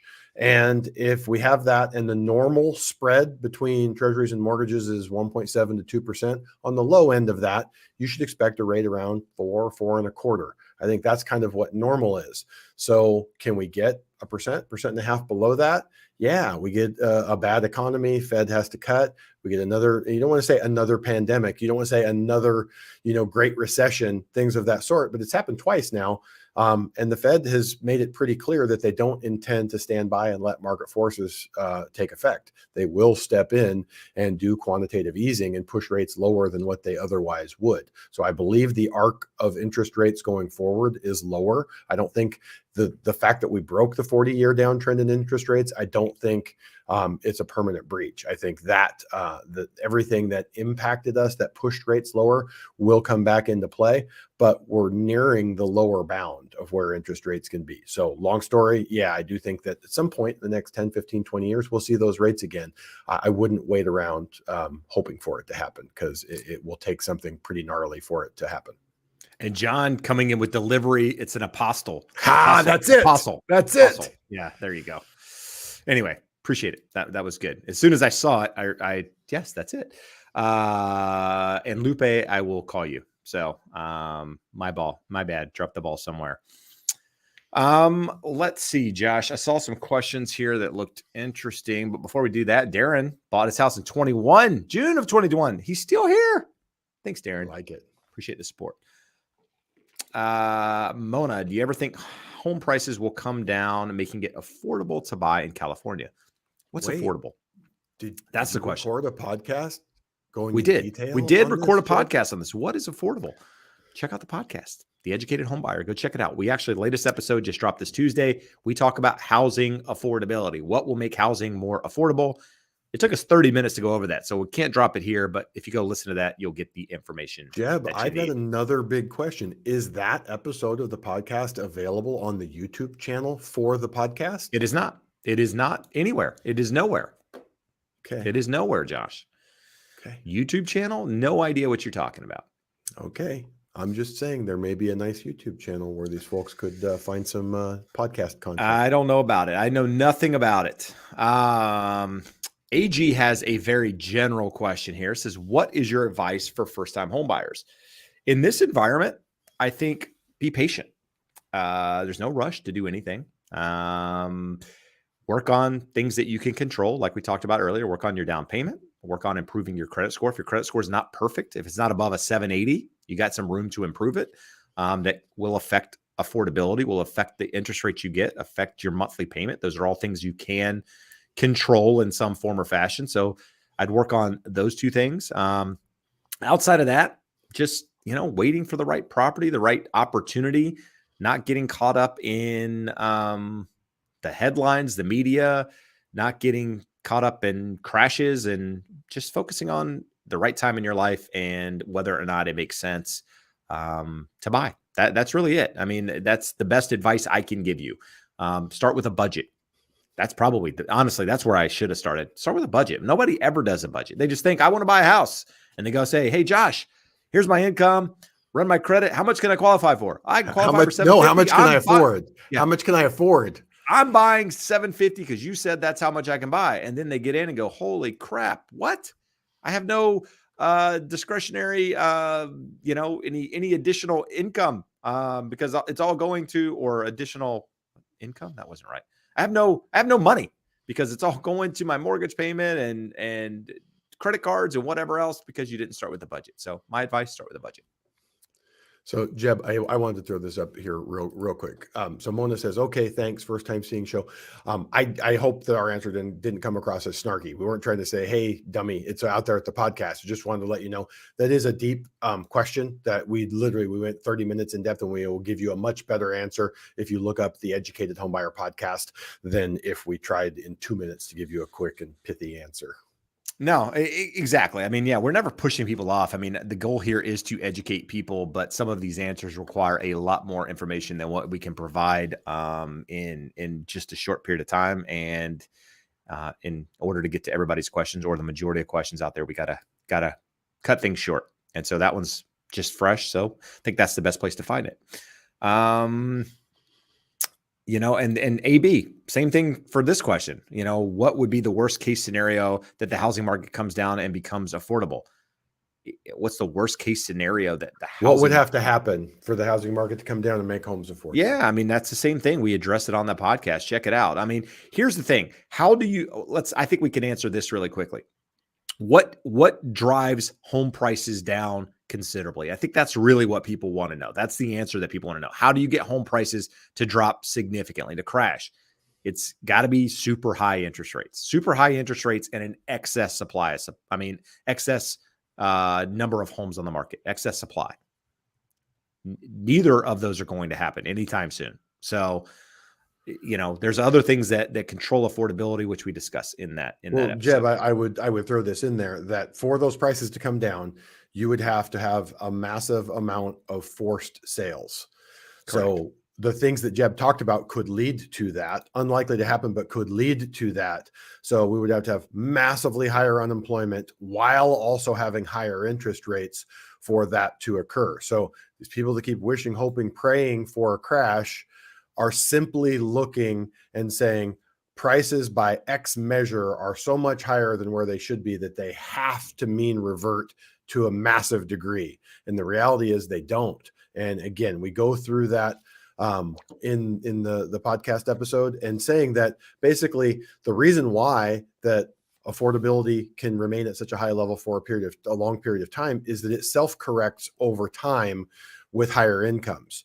So if prices don't go up at all, they don't have to crash. They didn't go anywhere for the next 10 years. They would be affordable because wages at 2% wage inflation would be 23, 24% higher in 10 years. So is that a potential thing that could happen? Could we go sideways for the next 10 years? Yeah. And do you arrive at affordability to draw the conclusion that the only way for prices to normalize and for affordability to get in line with the historical standards is for a giant crash is just ignorant in the ways of the way any asset prices can mean revert, and how the laws of supply and demand, which the last I checked have not been repealed, will exert themselves over the housing market. Good stuff. I'm going to make a quick comment here too. Something, often it's like, Jeb, you're just a real estate cheerleader. You're just cheering for home prices to go up because you benefit from it. When in all reality, and then they often say, well, you got to go to so and so's channel because they're speaking the truth on what's actually happening in the housing market. Well, for those that don't understand how these algorithms work and how YouTube and some of these other platforms work, fear spreads faster than the truth all day long, right? And guess what? It pays really, really well. A lot of these fear-based channels that are spreading, the idea of the world crashing, blah, blah, blah, they're getting paid a lot of money to push that narrative because it gets a lot of views. And if I was in this for making money, I would focus solely on just creating crash videos, which I don't believe in, because I would make a lot more money than probably, well, a lot more than what I'm making now off of this. But probably, but most of these guys don't even sell real estate. They're out there to push the narrative to get paid because that's what is trending at the moment. So just pay attention to who you're watching. Like, do they have any credibility? Do they actually know and understand the markets that they're talking about? I know one of these guys talks about the market he's in, and he just talks about how bad it is. And I look at the data and I'm like, it doesn't look that bad. So just, again, a little rant there, but I think it's important to know, who you're paying attention to and the narrative that they're trying to push and why they're pushing it. Josh, there was a question here. Let me handle this one because it'll go real quick, and it's actually a good one. Brian says, what's the duration you can shop for mortgage loans before having another impact on your credit score? So this is the specific question is a mortgage inquiry. What's the window you have to pull mortgage reports, check with multiple lenders, and have it be treated by a single inquiry? Someone had responded 15 days, and that's a popular answer. It's not the right answer. The CFPB has a publication online. If you Google it, you have 45 days that you could pull as many mortgage inquiries as you want. They'll only be treated as a single inquiry. I think 15 days is reasonable. You should be able to get your shopping done within that time frame. Now, let's say on day 29, you find a new lender that you think is amazing that you didn't know of before, probably this Josh guy from YouTube.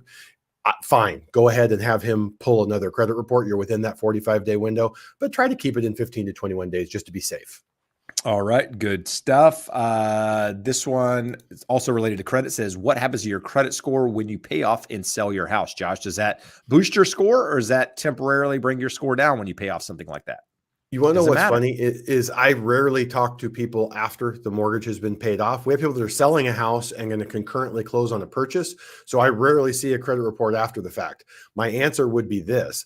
A lot of times I get people, hey, I got a 632 credit score. I'm like, okay, let's see what we can do to potentially get you over 640 so that FHA is going to give you a better interest rate. We'll look at that, and paying off installment debt, which a mortgage is a type of installment debt, has almost no impact. I mean, virtually no impact, 0 points every time. It's the revolving debt that is more important. So paying off a car, paying off a student loan, paying off a mortgage has very little impact on your credit score. Paying off or paying down your revolving debt, any single line or in aggregate, will have a much bigger impact on your credit score. So it's not going to have a negative impact, but it's not going to have a positive impact of any kind either. All right. Chris is asking, should I be weary of buying property with an unpermitted ADU? Here's the thing with being a real estate agent, nearly 20 years, seeing a lot of property that has unpermitted structures. Is it something you should be concerned with? I think it probably varies by area. Here in Southern California, the city isn't out to get you if you got an unpermitted structure in the backyard for the most part. ADUs are one of those that kind of falls under new guidelines anyway, but I think there's less concern with these types of things as long as they're done in a workmanlike manner, right? With good craftsmanship on it. So if you buy an ADU or buy a property that has an ADU in the backyard and it's just thrown together, doesn't look safe, yeah, that's a concern. But if you get back there and the thing is done nicely and it looks like it was done correctly, they have receipts for it, back it up, show everything, I would be less concerned personally. But as a real estate agent, I can't really give you advice not to be concerned with it. It's just one of those things that you have to be okay with in dealing with, right? I mean, could you get fined for it in some areas? Possibly. But I think the large majority of the cities out there aren't out there trying to, go after people in these situations. So it's kind of to each his own. But I would personally, if I were buying a house and it had one, I'm not really that concerned. I'm more concerned with the structural integrity of the work that's done, right? So if I buy a house, for example, and they've removed a wall, a wall is one thing, right? If it's a wall to a bedroom, do I care? No, I don't care, probably. Now, if it's, a downstairs of a two-story house and they've opened the entire space up and they didn't get permits, I want to make sure that that's done correctly, right? That there was a beam put in, that there were footings put in, that all of this stuff was done correctly, because I don't want the second story coming down. And I've been in properties that I know for a fact weren't permitted because you can see how poorly they were done. And so in those situations, I would be concerned. But for the most part, it's one of those things, case by case basis. Josh, we got a question here, a couple questions that we're just going to throw at you real quick. Types of loans that you should consider with deferred student loans of 60,000 on your credit score. Everything else is clean, but I feel like that is a blemish. So thoughts. So when you say, Jonathan, you say deferred, are those deferred by the government with the student loan deferment that you're not having to make any payments on them? Is that what we're talking about? Josh, and with that, what loans can you consider if you have some sort of student loans that are deferred or that you have some sort of payment plan on?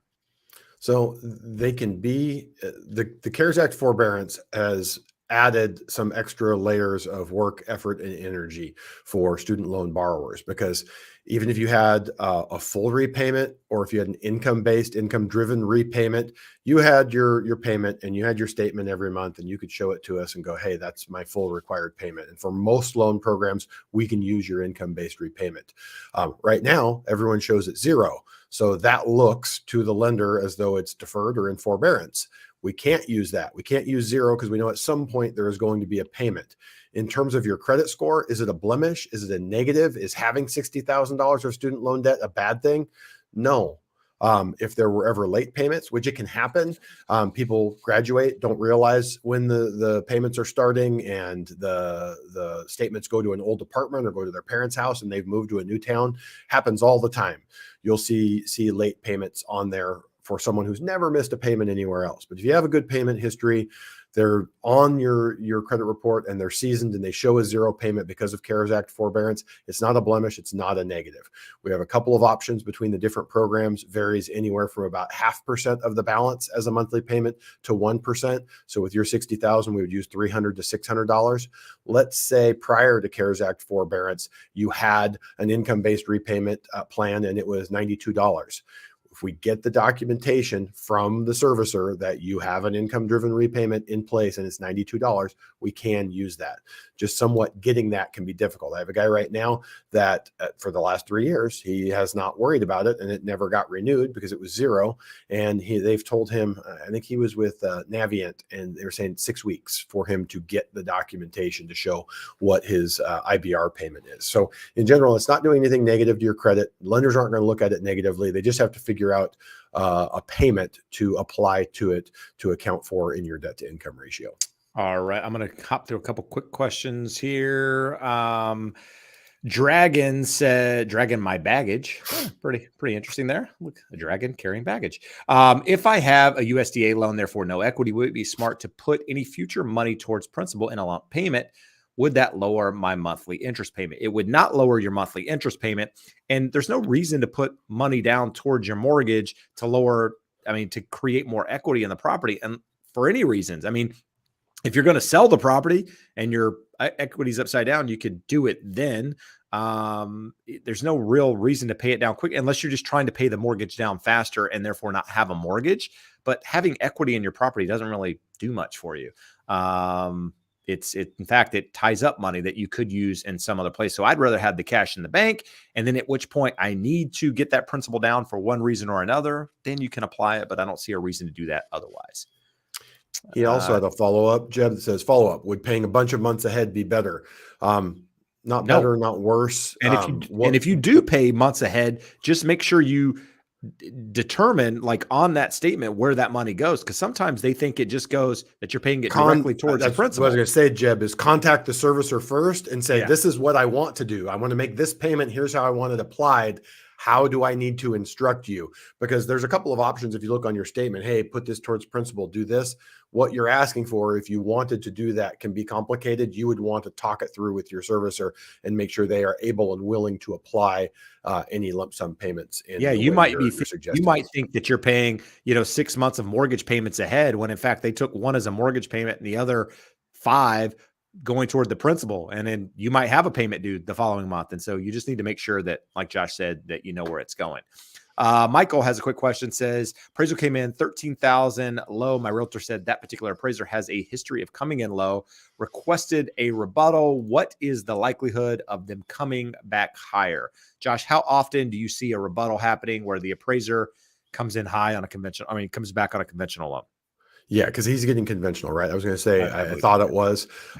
Conventional and FHA can be a little bit difficult because you have to go back and honestly put in the rebuttal, put in the documentation, and show this is why we think this is low and these are the better comps. And you need to have actual valid information. What I can say, there's times when you and your realtor are right in terms of what the value is, but there's not data there to, clearly rebut what the appraiser brought in.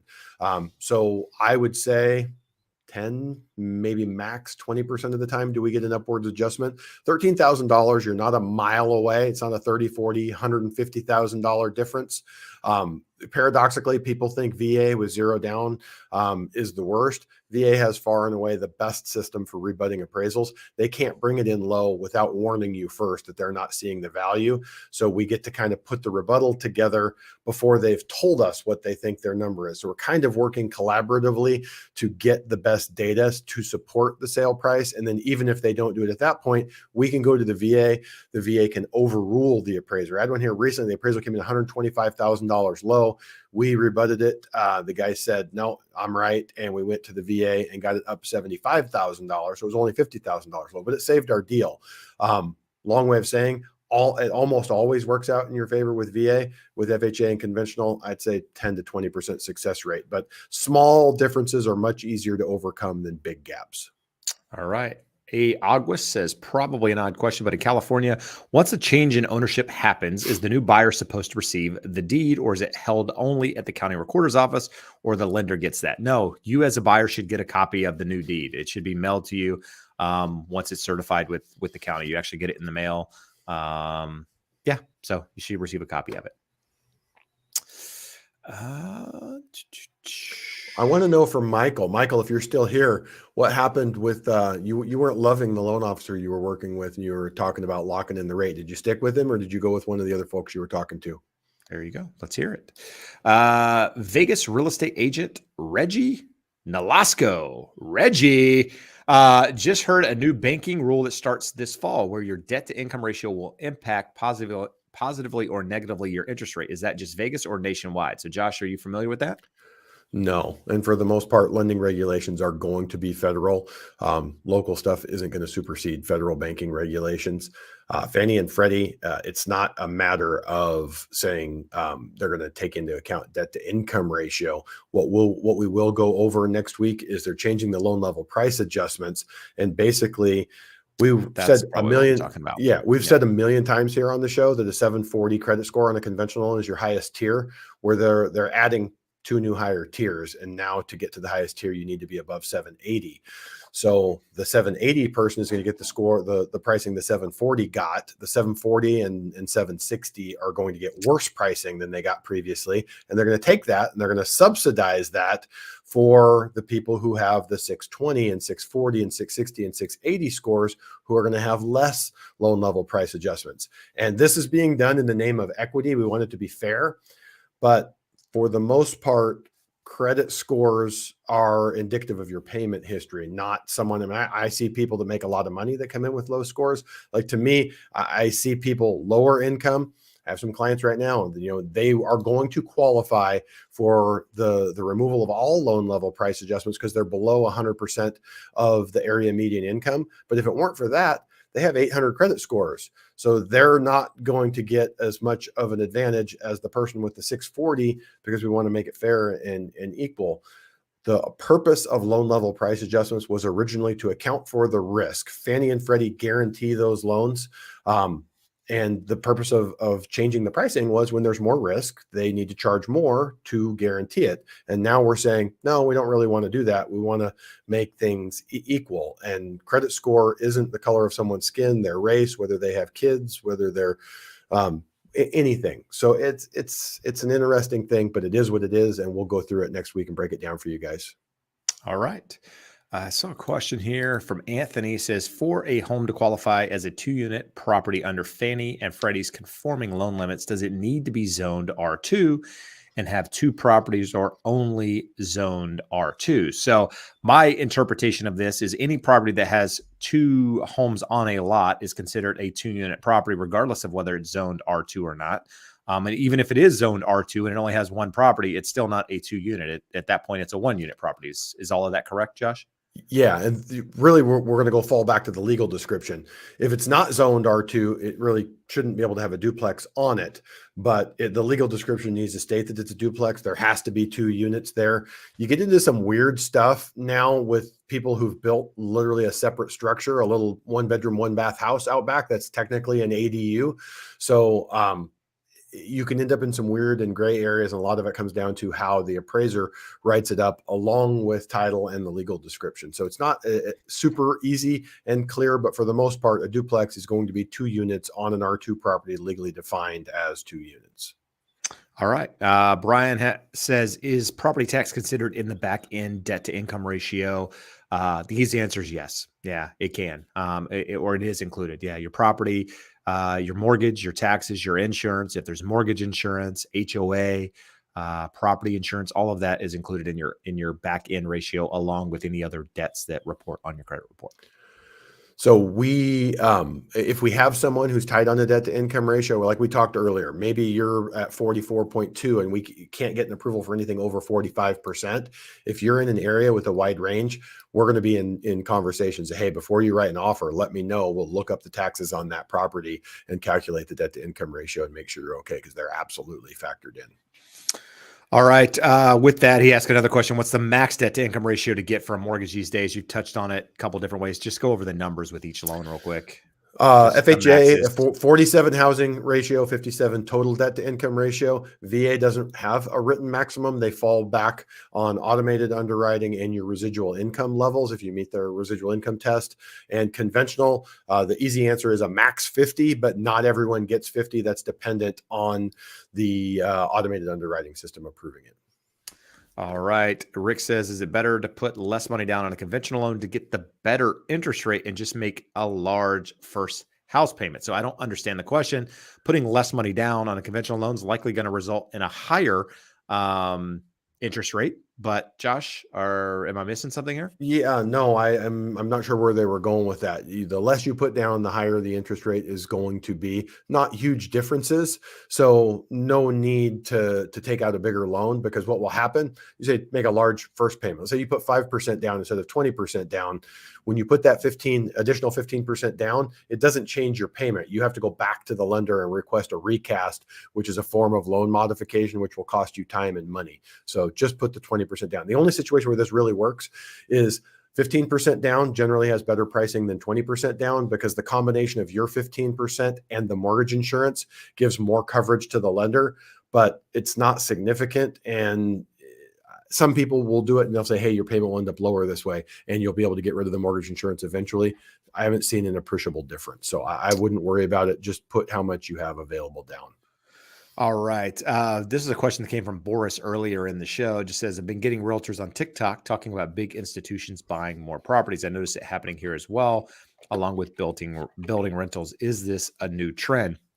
I mean, I don't know that it's a new trend. Institutions have always been buying property, more so over the last couple of years, right? In some of the Sun Belt, some of these areas where homes are a little bit more affordable and rents are high. There are some headlines out there that some of these companies have stopped doing it, and then there are other headlines that they are doing it. So at this rate, I don't know who is and who's not. But just understand that, these companies are in it for profit, to make money. If there's a way for them to get a fixed return on a large amount of money, and it's buying property, they're probably going to buy it. We've seen it over the years. I mean, there's even funds out there now, with Bezos and some of these other companies where you can buy like a share, if you will, and they're going out buying properties in markets and so on and so forth. So I think you're going to continue to see, funds, if you will, buy up property because there's a lack of it and there's demand for it. And they understand how the supply demand chain works, and there's profit in it. Creative Content 1461 says, if you have taken out a loan against your pension and it comes out of your paycheck directly with all tax deductions, will that count against you for your DTI? Most loan programs will not count it against you. Some jumbo loans will, but FHA, VA, Fannie, Freddie will not count it against you. And the rationale or the reasoning is, if you default on it, who did you hurt? Yourself. You're going to pay some taxes and a penalty on it, but it's not like you're defaulting on a loan. So from that perspective, you don't have to worry about it. All right. This one coming in here. Lola says, moving to Orlando. Let's just take the city out. Moving to anywhere. Starting a new job. How long do I have to wait to apply for a mortgage? You don't have to wait at all. This is a common misconception. I get this question all the time. Answered it for someone earlier today. Said, I've only been on my job for a year. I was having really bad anxiety before that and wasn't comfortable working. Say, okay, well, we just need to show when you worked before. You've been back on that job for a year. Where it can come into play is if you have variable income. Lola, let's say you're a commission salesperson. You get minimum wage and you make $10,000 a month commission. Well, moving to this new job, we don't necessarily know those commissions are going to continue, but use the same example that instead of minimum wage plus a $10,000 a month commission, that you get $12,000 a month. You leave a job in one location, you have the job in the new location, same line of work. No problem there. The lender's not looking, going, oh, we need to make sure you're going to keep that job. We're assuming with an otherwise good employment history where you haven't been job hopping, that the new job will be like the last one, and they're going to be happy to have you there. All right. Good stuff. We got a couple here. Bobby says, what are your thoughts about Melrose for a new property in a new community? So for those of you outside of California, it might be called something else, but Melrose is a tax here in California on new communities. And what it is it's a builder builds a community. And in order to do, the sewers, the schools, the streets, the playgrounds, the parks, all of that, they sell bonds, and those bonds are sold to by the county or what have you. And basically what it does is it creates a tax, and that tax is added onto your property tax every single month in order to pay back those bonds that built the infrastructure. So it's an infrastructure tax on building new communities. What do I think about it? It's not great, but if you're wanting to buy new construction in a lot of these areas, like if you want to buy it here in Southern California in Irvine, you're going to pay Melrose. It sucks, but with it, you get a nice community. You get, newer, playgrounds, newer parks, newer just overall feel to a community. So whether you like it or not, it's there. So the only way to avoid it is not buying in those communities. It does have a limit on it. Most of the time it's like 25, 30 years. So over 25, 30 years or after that period of time, once that bond is repaid, it goes away. So your property taxes would go back to whatever the normal tax rate is there. Sure. I don't know that there's a good or bad. It is what it is. It's just a fact. And so if you like it, you like the community and you're okay with the payment, then great. If not, then, just find something that doesn't have it. Jeb, from the numbers never lie category, pencil it out. Pencil out an area with and without, because it's funny that the Melrose kind of gets accounted for over time. 20 years ago when Ladera Ranch was built here in Orange County, I had clients that lived here in Huntington, and they're like, we got to go down to Ladera. I can't afford these prices here in Huntington. I said, well, cool, let's pencil it out. And you'd look, and that house was $150,000 cheaper in Ladera. But once you factored in the taxes, the payments were almost identical. So look and make sure you're doing an apples to apples comparison to any areas without Melrose that you would be interested in living in addition to the Melrose area, just to make sure you know what you can get for a given payment in different areas. There you go. On says, how do I search for a house that allows me to run a business? So any house should, in theory, allow you to run a business out of it. So I don't know if there's a way to specifically search that criteria, unless it's a multi-use property, right? Where there's like a business opportunity, like a commercial space on the bottom and a business up top. That those are, listed different ways in the multiple listing service. But outside of that, unless, there's some restriction within your area about running a business, you should be able to probably do it out of any particular house, but I guess it depends on the type of business that you're trying to run, right? If you're trying to run a retail business where people come to your door, then I don't know that there's a way to search those types of properties. If you're just running a business, like I'm a real estate agent and my business is based out of my house, then that shouldn't be a problem. This is a good question, Josh. Michael says, if the low appraisal stands and I have to make up the difference somehow with the seller, how does that affect my equity? Am I in the red from the start? So Josh, let's give some hypothetical numbers. We're saying property purchase price is $300,000. Appraisal comes in at $290. So it's $10,000 less. I make up that $10,000, right? So the seller says, no, my price is $290. I'm not budging off that. I say, well, I want the property. I'm going to pay that $10,000. So now I'm $290. Am I in the red from the start? Is my equity position lower? Is it the same? Let's go with a couple definitions here, Jeb. Yep. What is my equity? My equity is the value of my home less the encumbrances I have against it, less my mortgage. So if I have a $300,000 house with a $250,000 mortgage, I got $50,000 of equity. But what determines the value? Does the appraisal determine what the value is? And I've said this 1,000 times, for the lender's purpose, they're going to take the lesser of the appraised value or the sale price.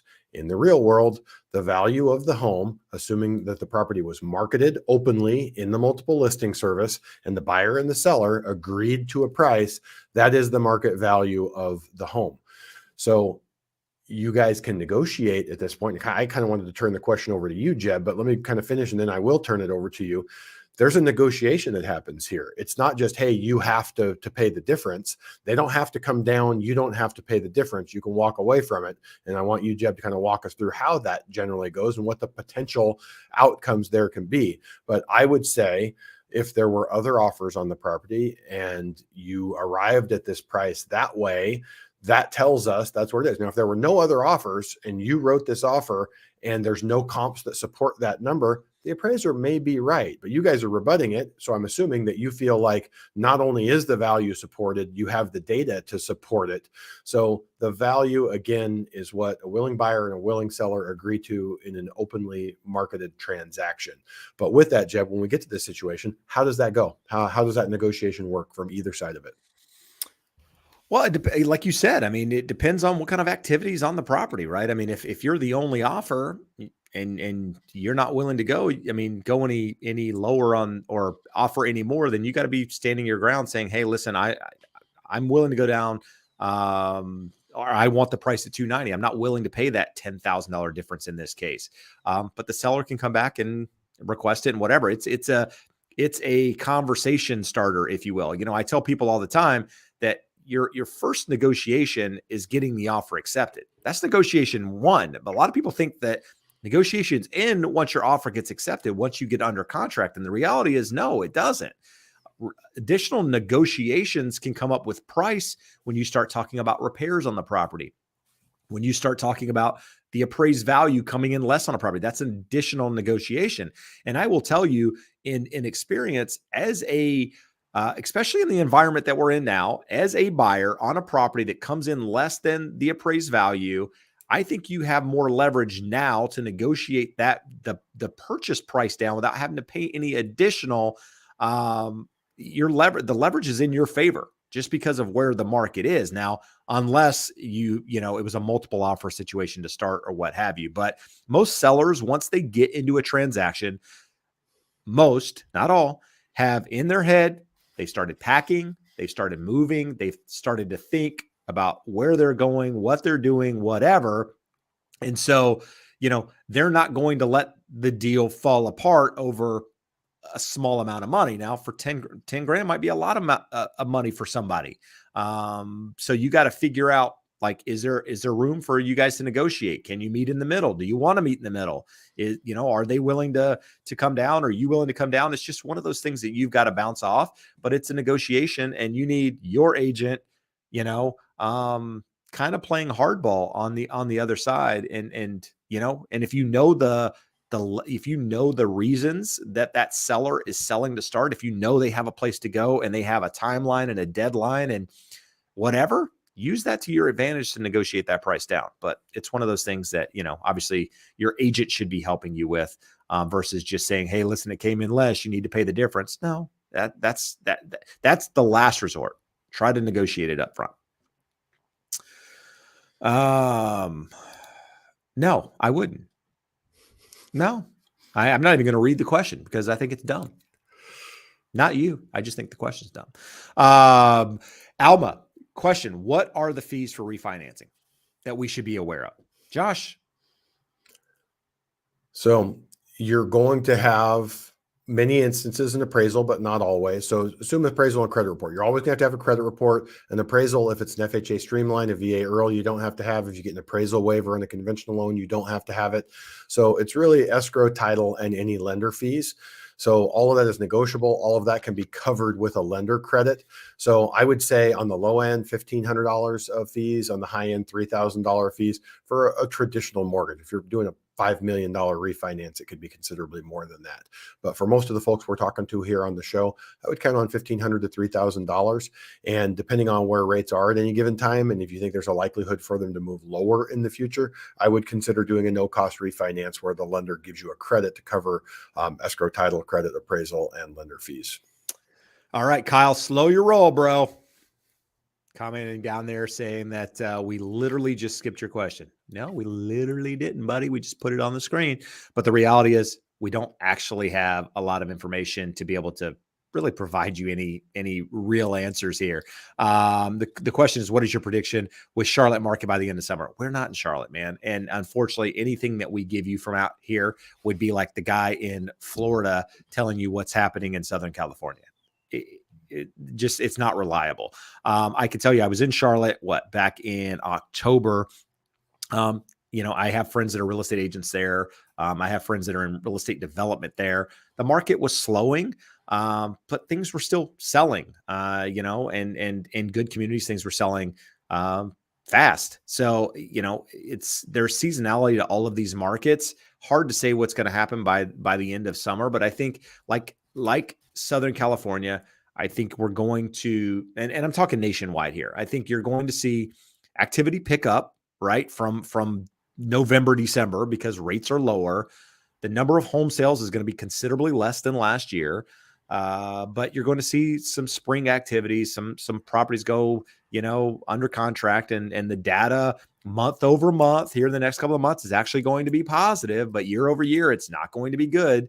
And I think you're just kind of a blah year in real estate, just because I don't think there's anything that's going to happen that's significant enough to change that direction, if that makes any sense. But find somebody local. Talk to an agent that's in Charlotte that understands that market and ask that question. That's Jeb, your best bet. Kind of talking about that and then circling back to people saying, oh, they're housing market cheerleaders. Kind of silly and not at all, because what we talk about, like what is almost for certain baked into the cake, is a really low level of activity this year in terms of home sales transactions. Less people want to sell, less people are able to buy. So it doesn't mean that there's a crash and that prices are going to make a massive downwards move. And we've talked about a lot. We talked about it in the forecast video on the podcast. Went through for 30 minutes of what are the potential range of outcomes. And one of those range of outcomes is a small decrease in values, and it can vary from area to area. So one market may be up 3% this year. Another one could be down 5%. So you need to get with an expert in your area, but a big sort of support or something to prop up the market on the lower end is if rates come down. We expect rates to end the year closer to 5%, and that will give strong support to keeping values in the range of where they are now. It increases affordability, it increases demand. Doesn't mean home prices are going to go up. I don't think anyone buying now should be counting on 5 to 7 to 10% appreciation for the foreseeable future. All right. Good, good. Let's see here. I just saw a question. Oh, World Trekker. Which is better for a buy and hold for appreciation? A house near a lot of jobs or a house close to ocean but further from jobs in SoCal? Um, I think the properties closer to the ocean typically appreciate more over time just because there's less property close to the ocean here in SoCal that's buildable. But being near jobs is never a bad thing. You know, when you buy property, you want to make sure there's growth, there's opportunity there. You know, people want to come there for those reasons. So I think if you're in an area that's close enough to jobs, maybe not right by them, but people are coming there for work, but you got a house by the ocean, that's you know, the people that make the money want to be by the ocean. They want to see the view. So I don't think it's a lose situation either way, but I think again, closer to the ocean, homes tend to appreciate a little bit more long term, just from the lack of ocean, right? The lack of coastline over time. Would it be a bad time for someone to become an agent? No, I don't think it's a bad time. I mean, if any market, right? I mean, you know, mortgage, real estate, whatever, if you go in, you do the work and you know, you create the relationships and whatever, I think there's an opportunity there to be very successful, just like any other job. But if you go into it expecting that you're just going to get handed business because real estate is easy and your friends are all going to use you when they buy a house, then that's the wrong mindset to start with. It's a business built on relationships. If you really want to be successful, and I think you can do it in any market, just doing the work. So it depends on what your expectations are and what you're Do you trying have to to get out of like it. people, Jeb? No, you don't. You don't have to like people, and you can still be successful. I know that because I know people that don't like people and are very successful. Just so we're saying, or just so we're saying. I'm just saying. How's that?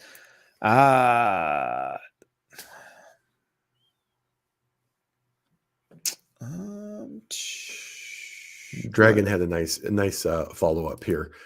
Telling the public to buy now isn't going to translate to that one dude making more sales. I'm pretty sure that Jeb has a nice following here on YouTube. It's not a big enough audience for us to impact the market by saying it's a great time to buy and home prices are going up. No, it's not. I wish it was, but it's not.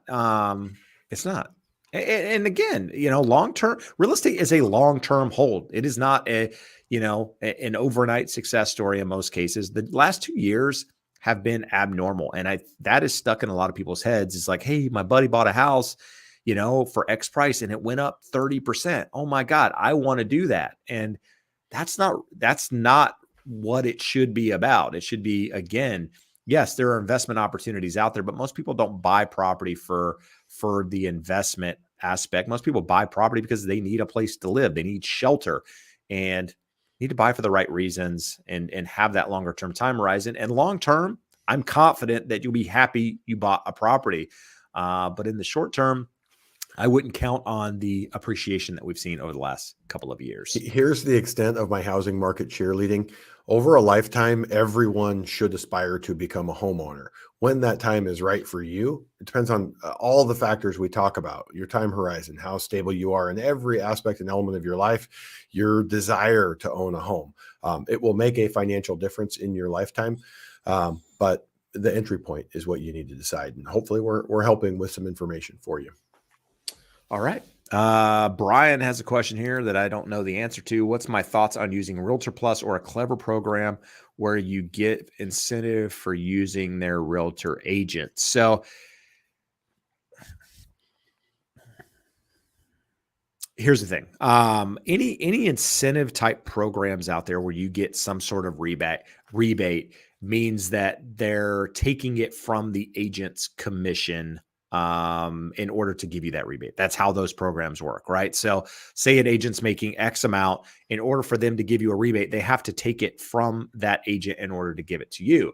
So in some cases, it can work fine. But it all comes down to the agent that you're working with, right? So most of the time, how these work is that you go to a website, right? We can say Redfin. Redfin is one of those websites, right? You go to Redfin, you like a property, you find an agent, they assign an agent to you based on that area, that location, whatever. They're offering that agent a reduced commission, and they're in turn giving part of that commission to you as a buyer. That could be great if you end up with a great agent. A lot of times you don't end up with a great agent. A lot of the agents, not all, a lot of the agents, because I've been on these websites, I've been a part of them, and I will tell you, I quit them because it just, the caliber of people and the amount of money you make is just a joke, right? I just added it as a layer to my business, and I quit it because it wasn't worth it. But a lot of the agents that go to these are agents that are looking for business, right? And maybe a lot of times it's their only source of business. And so, they're not the top agents. They're not high caliber agents in a lot of way, because most agents don't want to work for next to nothing. And that's what ends up in these situations. So you might get less of a top-notch agent. You might not, but you might when using those. So just keep that in mind. Do we want to stick with the Brian Wan portion of he has another good question here. What are your thoughts on recasting a loan? I'm considering because I have to sell my house, but contingency offer has no hope here. So I'm assuming what he's talking about is getting a loan, bigger loan than he needs once his house sells, so that he can buy without selling his current home. Then once his home sells, using those proceeds to buy that loan or pay that loan down. And then the recast, what that does, we talked about this earlier, making a big payment on a fixed rate mortgage will not decrease your monthly payment. You will just pay off your loan sooner. But you can contact your servicer and ask them to recast the loan, which again is, it's not a negative modification, but it is a modification. They're actually going to send you a modification agreement that gets recorded against the property and says, basically, that we will recast the loan to pay off in 30 years as if you had made the bigger down payment. No problem whatsoever with it. No one can guarantee you that your servicer will approve it. Dude, so it comes down it never fails. Yeah, it never fails. Anyone that's in contacts gets through my silent. The best part is my friend that's calling was told that I would be done at 7 and could give her a call. But apparently 6:54 is 7 p.m. in some parts of the country. Dude, Chris Stapleton is going to reach out and want royalties from the show because he's going to pay us royalties for how popular he's become. Every week he pops up in the episode. A moment ago, you talked about agents on these. We had a couple of different comments, and you guys always reach out here for the questions, the question and answer portion, the videos, people like comments. Read the comment. Like some of the comments are annoying, and some of the comments are just, quite frankly, they're wrong. But when people have had an experience, pay attention to that stuff, because that's where the gold is. Burn It Up says, from experience, most of the assigned agents suck. KCW, but how do you really feel? At Redfin, disappointing. So just, again, you guys can just read the comments. Don't just watch the video. Look at some of this stuff.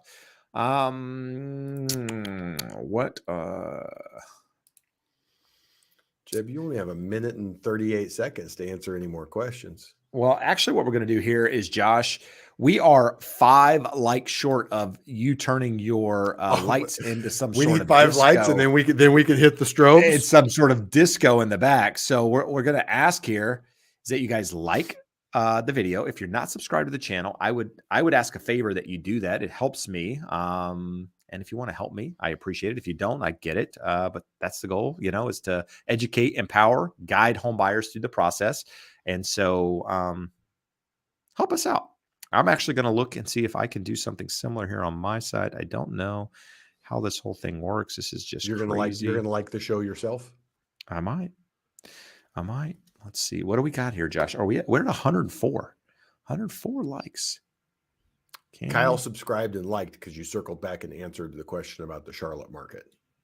Oh, you trying to one-up me over there and beat me to the punch? Look at that. You didn't even give me the thumbs up that I could turn the lights on. All right, bro. I beat you. Look at that. Oh, that's rude. That's rude. What do you got? I'm going to be the fire department. If you want to be the cops, I'm going to be the fire department. That's not fire, bro. That's like, you just got regular lights. I got paparazzi. No. What's going on back here? Yeah. We got all kind of fireworks. You want fireworks? Where the audience is having strokes around the country. Yeah. Anyway, let's stop doing this. Otherwise, it's going to be bad here. Let's go back. All right. There we go, guys. So anyway, we're wrapping up the show tonight. We appreciate you guys being here. We appreciate you liking and subscribing, commenting. It all helps. But if you need a referral anywhere in the country for a real estate agent, for a mortgage professional, check the link below. If you want to join the community that we talked about earlier in the episode, where you're seeing what we're seeing, there's a link in the description for that as well. First time homebuyer course. If you guys aren't familiar with it, there's a link in the description for that as well. There's a lot in the description. If you haven't read, you should check it out. Podcast, you can find that there too. Josh, what are your final comments here, bud? Final comments. It's too late in the show. People are probably already checking out, but Jeb and I are, at least I have committed to a small mini course. So like literally like 20 to 30 minutes on the mortgage side of the first-time home buying process, just so you kind of the most common frequently asked questions in a video format. So if you have any ideas, any thoughts of what you would like me to cover in that, let me know. Let Jeb know if you would like him to make the home buyer side of it, and we will put that in the circle community. And I'm not committing to anything else. I've got a lot on my plate. I'm over committed. You guys can talk him into it. He'll do it. He'll overcommit. I am over committed. But anyway, this will be dropped on the podcast on Friday. We will see you again next Wednesday.